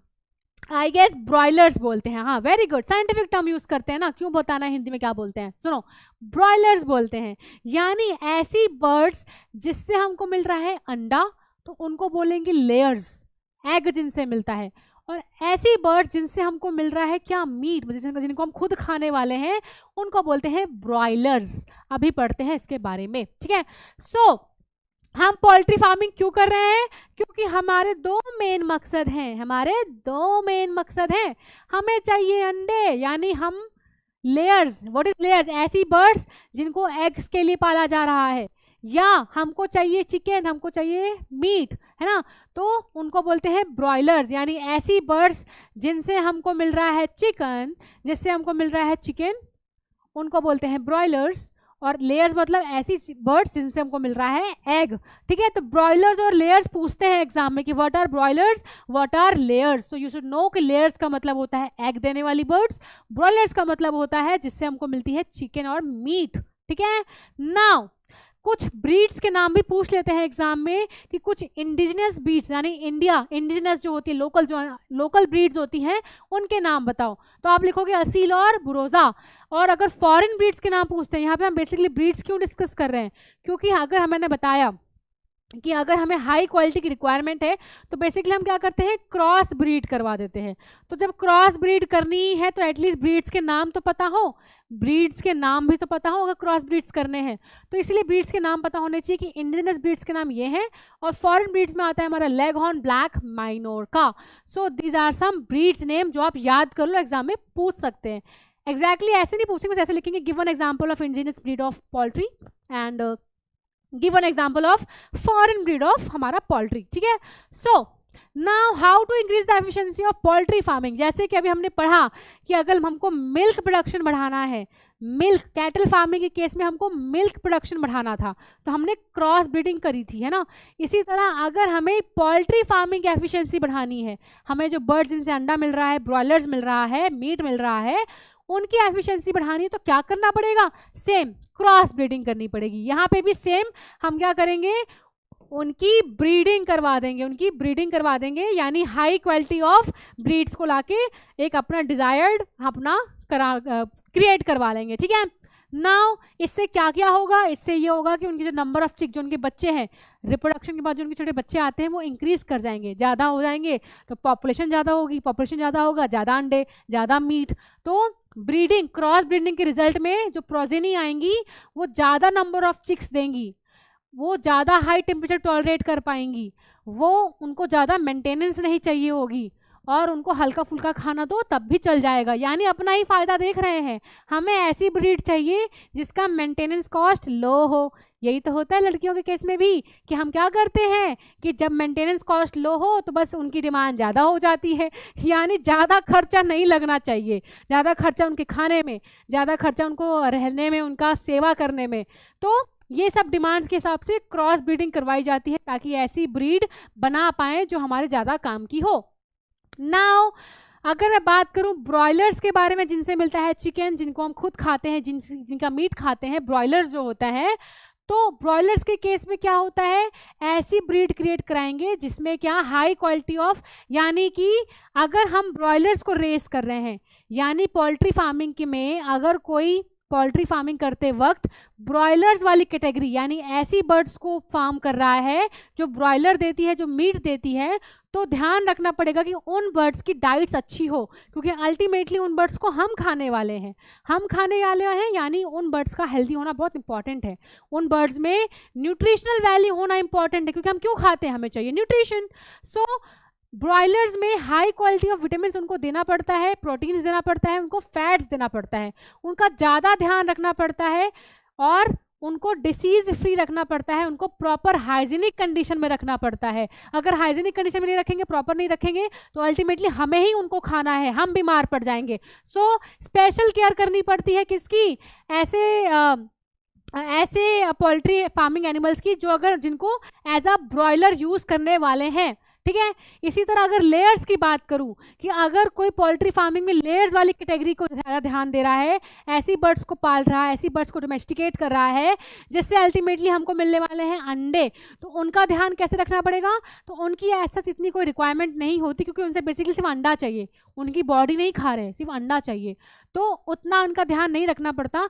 बस ये ध्यान रखना पड़ता है कि उनको डिसीज़ फ्री रखना है, यानी उनको डिसीज़ से बचा के रखना है, जो कि बैक्टीरिया, फंगा या पैरासाइट से हो सकती है। जहाँ वो रहते हैं वहाँ पे डिसइंफेक्शन यूज़ करना है, यानी उनकी रहने वाली जगह को साफ सुथरा रखना है, उनको कोई बीमारी ना हो पाए, उनको वैक्सीनेशन देते रहना है ताकि जो उनके अंडे हों वो डिसीज़ फ्री हो, कोई बीमारी ना हो उसको। उनको बीमारी होगी तो अंडे भी खराब आ सकते हैं, जिसको हम खाएंगे हम बीमार पड़ जाएंगे, यानी यहाँ भी अपना फायदा, ठीक है। सो उनको प्रॉपर वैक्सीनेशन देना पड़ेगा। नाउ सेकेंड लास्ट है, ठीक है, सेकेंड लास्ट है। So second last is fish production. तो फिश प्रोडक्शन जो है, यानी कि ऐसे लोग जो फिश की फार्मिंग कर रहे हैं, फिश को रेस कर रहे हैं, उनकी पॉपुलेशन को इंक्रीज करवा रहे हैं, तो वो बोलते हैं फिश प्रोडक्शन। तो ये दो तरह से हो सकता है, या अगर हम फिश को नेचुरल सोर्सेज से कैप्चर कर रहे हैं, जो नेचुरल सोर्सेज हैं, पॉन्ड्स हैं, ये सब वहाँ से फिश को निकालते हैं, तो बोलते हैं क्या? Capture fishing. और अगर हम फिश फार्मिंग कर रहे हैं, यानी कि हम नेचुरली फिश को नहीं निकाल रहे, है ना, हम क्या कर रहे हैं? फिश को अपने मतलब से ही ग्रो करवा रहे हैं, यानी हम उनकी फार्मिंग कर रहे हैं, हम खुद उनकी पॉपुलेशन को इंक्रीज करवा रहे हैं, खुद उनको सब कुछ कर रहे हैं, हमें करना पड़ रहा है सब कुछ। क्यों? क्योंकि हमें चाहिए ढेर सारी फिश। क्यों चाहिए फिश? क्योंकि फिश को लोग खाते हैं, है ना। सो अगर फिश नेचुरली ले रहे हैं पॉन्ड से, मतलब फिश नेचुरली होते हैं, है ना, वाटर बॉडीज में, वहां से निकाल रहे हैं, तो दैट इज कैप्चर फिशिंग। हम कैप्चर सिर्फ निकाल रहे हैं वहां से, लेकिन खुद ही अगर उनका कल्चर कर रहे हैं, खुद ही ग्रो करवा रहे हैं, खुद ही उनकी पॉपुलेशन को रेस करवा रहे हैं, हार्वेस्ट कर रहे हैं, तो that is called culture fishing, ठीक है।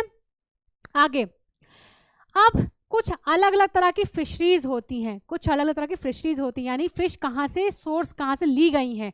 यानी एक होता है मरीन फिशरीज, यानी अगर फिशेस को पकड़ा गया है फिश नेट के थ्रू, मैकेनिकल कैप्चरिंग के थ्रू, कहाँ से? मरीन एरिया से, यानी फिश को निकाला गया है। कैसे निकाला गया है? फिश नेट के थ्रू, मतलब पकड़ा गया है, मछली को पकड़ रहे हैं, बेसिकली फिश नेट से कर रहे हैं, या जो बाकी टेक्निक्स यूज होती है, खुद से निकाल रहे हैं फिशेस को।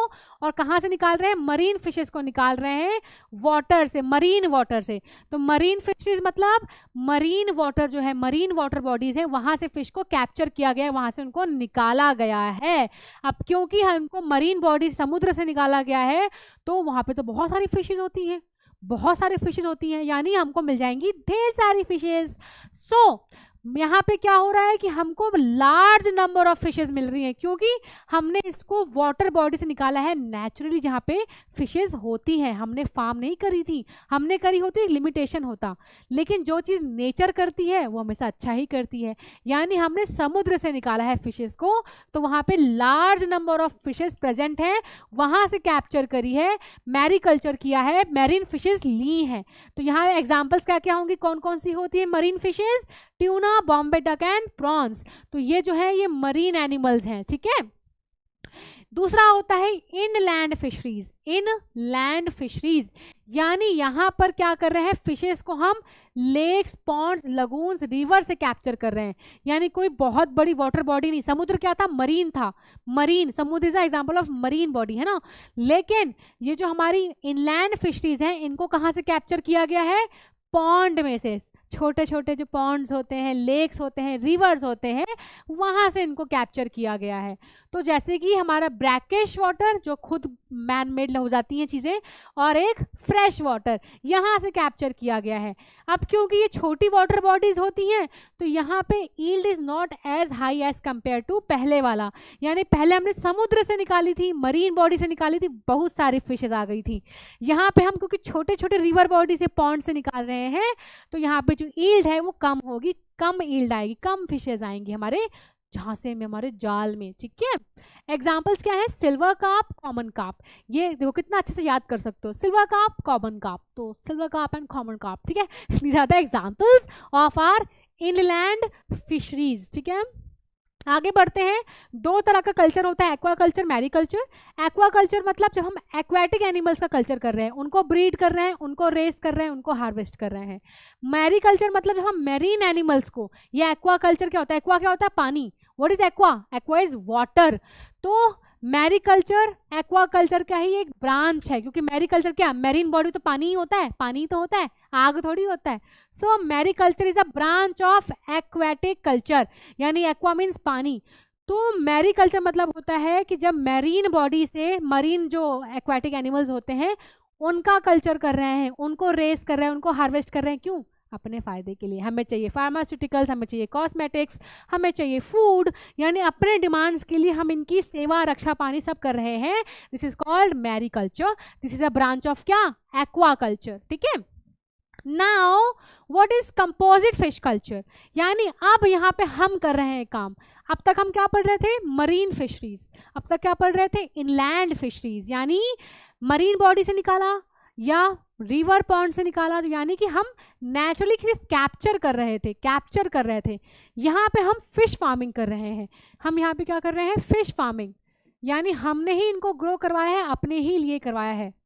यहाँ चल रही है फिश फार्मिंग। ठीक है, यहाँ चल रही है फिश फार्मिंग बेसिकली। ठीक है, अब ये कैसे हो रहा है? यहाँ क्या करते हैं कि यहाँ पे fishes are grown along with the rice crop in the paddy fields, यानी हम वहाँ पे पैडी फील्ड, मान लो हम कोई खेती कर रहे हैं प्लांट्स की, उसी खेती के साथ पैडी फील्ड में बहुत सारा पानी चाहिए होता है। प्लीज़ रिमेंबर, आपको पता है ना ये चीज़ कि जो हमारी राइस होती है, पैडी जो होती है, उसको ग्रो करने के लिए चाहिए ढेर सारा पानी, यानी पानी भरा होता है और उसमें हम डालते हैं राइस के पौधे ऐसे ऐसे ऐसे ऐसे ऐसे। कभी देखा कार्टून में, डोरेमोन वगैरह में, कि खेती करते हुए दिखाते हैं, खूब सारा पानी भरा होता है और उसको उठा के पानी की हम ऐसे करके डाल रहे होते हैं, ऐसे ऐसे करके राइस के पौधे वहाँ पे पानी में डाल रहे होते हैं ऐसे।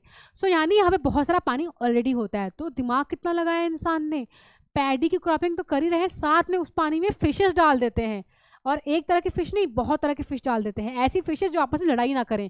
समझे मतलब? यानी कि उनको पता है कि यहाँ पे हम ग्रो करने वाले हैं राइस, यानी यहाँ की जो मिट्टी होगी यहाँ पे हम ढेर सारा न्यूट्रिएंट देने वाले हैं, इन क्रॉप्स को फीड करने वाले हैं। तो सेम फीड के साथ साथ अगर हम यहाँ पे फिश भी ग्रो करवा दें, उनको भी खाना मिल जाएगा, डबल डबल फायदा, डबल डबल पैसा, ऐसा। तो देखो यहाँ पे पैडी फील्ड का, यहाँ पे पैडी फील्ड्स ग्रो कर रही है, साथ में यहाँ पानी में मछलियाँ डाल दी हैं, यानी ऐसा। कंपोजिट मतलब क्या होता है? साथ में चलने वाला। What is composite? Composite number, साथ में चलने वाला ना, कंपोजिट फिश कल्चर। तो in a composite fish culture fishes are grown along with rice crop in the paddy fields. Paddy fields के साथ ही साथ में फिश को भी ग्रो करवा देते हैं। और इस मेथड में कम से कम 5 से 6 तरह की, फॉरेन हो चाहे लोकल हो, उनको एक ही पॉन्ड में ग्रो किया जाता है, यानी अलग अलग तरह की मछलियाँ लेकर आते हैं, अलग अलग ब्रीड्स। अगर सेम तरह की डाल देंगे तो आपस में लड़ती रहेंगी, क्योंकि उनकी सेम ही फीड रिक्वायरमेंट होगी, सेम ही तरह का खाना चाहिए होगा, लड़ेंगी आपस में, भूखी मर जाएंगी, है ना। इसलिए अलग अलग तरह की फिशेस डालते हैं ताकि उनकी न्यूट्रिशनल डिमांड अलग अलग हो। अलग अलग रिक्वायरमेंट होगी तो आपस में लड़ेंगी नहीं, सबका पेट भरेगा और फायदा हमारा होगा, ऐसा। ठीक है। Such species are selected because they have different food habits and would not compete with the food, यानी आपस में compete नहीं करेंगी, competition नहीं लगाएंगी, that's why अलग अलग तरह की ग्रो करते हैं। अब अलग अलग का मतलब क्या होता है? कुछ होंगी सरफेस फीडर, यानी जो खाना सरफेस में अवेलेबल है सिर्फ उसको खाने वाली। कुछ होंगी मिडल जोन फीडर्स, यानी जो खाना पानी के बीच में मिल जाएगा उसको खाएंगे, सिर्फ ऊपर नहीं जाएंगी, नीचे नहीं जाएंगी। कुछ होती है बॉटम फीडर्स, यानी सबसे लास्ट में जो खाना अवेलेबल है बस उसे खाएंगी, ऊपर नहीं जाएंगी। सो अलग अलग जोन्स की मछलियाँ डालते हैं ताकि आपस में लड़ाई ना हो, झगड़ा ना हो, सबका पेट भरे और अल्टीमेटली हमारा पेट भरे, ऐसा। ठीक है। तो some of them are surface feeders, some of them are bottom feeders, some of them are middle zone feeders. उनके जोन्स अलग होते हैं खाना खाने के। As a result fish yield in the pond increases, इसकी वजह से फिश का ईल्ड बढ़ जाता है पॉन्ड में। फॉर एग्जाम्पल हमारी जो कैटलस होती है वो सरफेस फीडर होती है, रोहू मिडल फीडर होती है, कॉमन कार्प जो होती है वो बॉटम फीडर होती है। तो यहाँ पे एग्जाम्पल्स दे रखा है कि कौन से जोन की फीडर्स होती हैं। ठीक है, तो आप लोग देखो। चलो नाउ लास्ट टॉपिक, थोड़ा सा पेशेंस और तो हम पढ़ने वाले हैं बी कीपिंग के बारे में। What is beekeeping? कौन करता है ऐसा? मधुमक्खी। So we are going to learn about beekeeping, यानी कि मधुमक्खियां हमें क्या करती है, शहद बनाती हैं। अब हमें शहद भी तो चाहिए, अब शहद चाहिए तो बी की रखवाली भी करो, उनकी भी सेवा करो। यानी कुछ लोग बी कीपिंग करते हैं, मधुमक्खी की फार्मिंग भी करते हैं, उनको संभालते हैं, उनकी फार्मिंग करते हैं। फार्मिंग का मतलब क्या होता है, उनकी पॉपुलेशन को रेस करना, हार्वेस्ट करना, उनकी पॉपुलेशन को इंक्रीज करवाना, सब कुछ उनके हाथों में होता है, ठीक है। तो bee farming is performed in bee farms. Honey, किस लिए हनी चाहिए होता है उनसे, और ये करना एक्सपेंसिव नहीं होता, यानी बी की जो रिक्वायरमेंट थोड़ी सी तो होती है, क्या ही उनको चाहिए, फूल चाहिए होंगे, है ना, बस। तो उनको फार्म करने की रिक्वायरमेंट बहुत कम होती है, बहुत कम, लेस एक्सपेंसिव होती हैं। साथ ही साथ हमें हनी के साथ वैक्स भी मिल जाता है।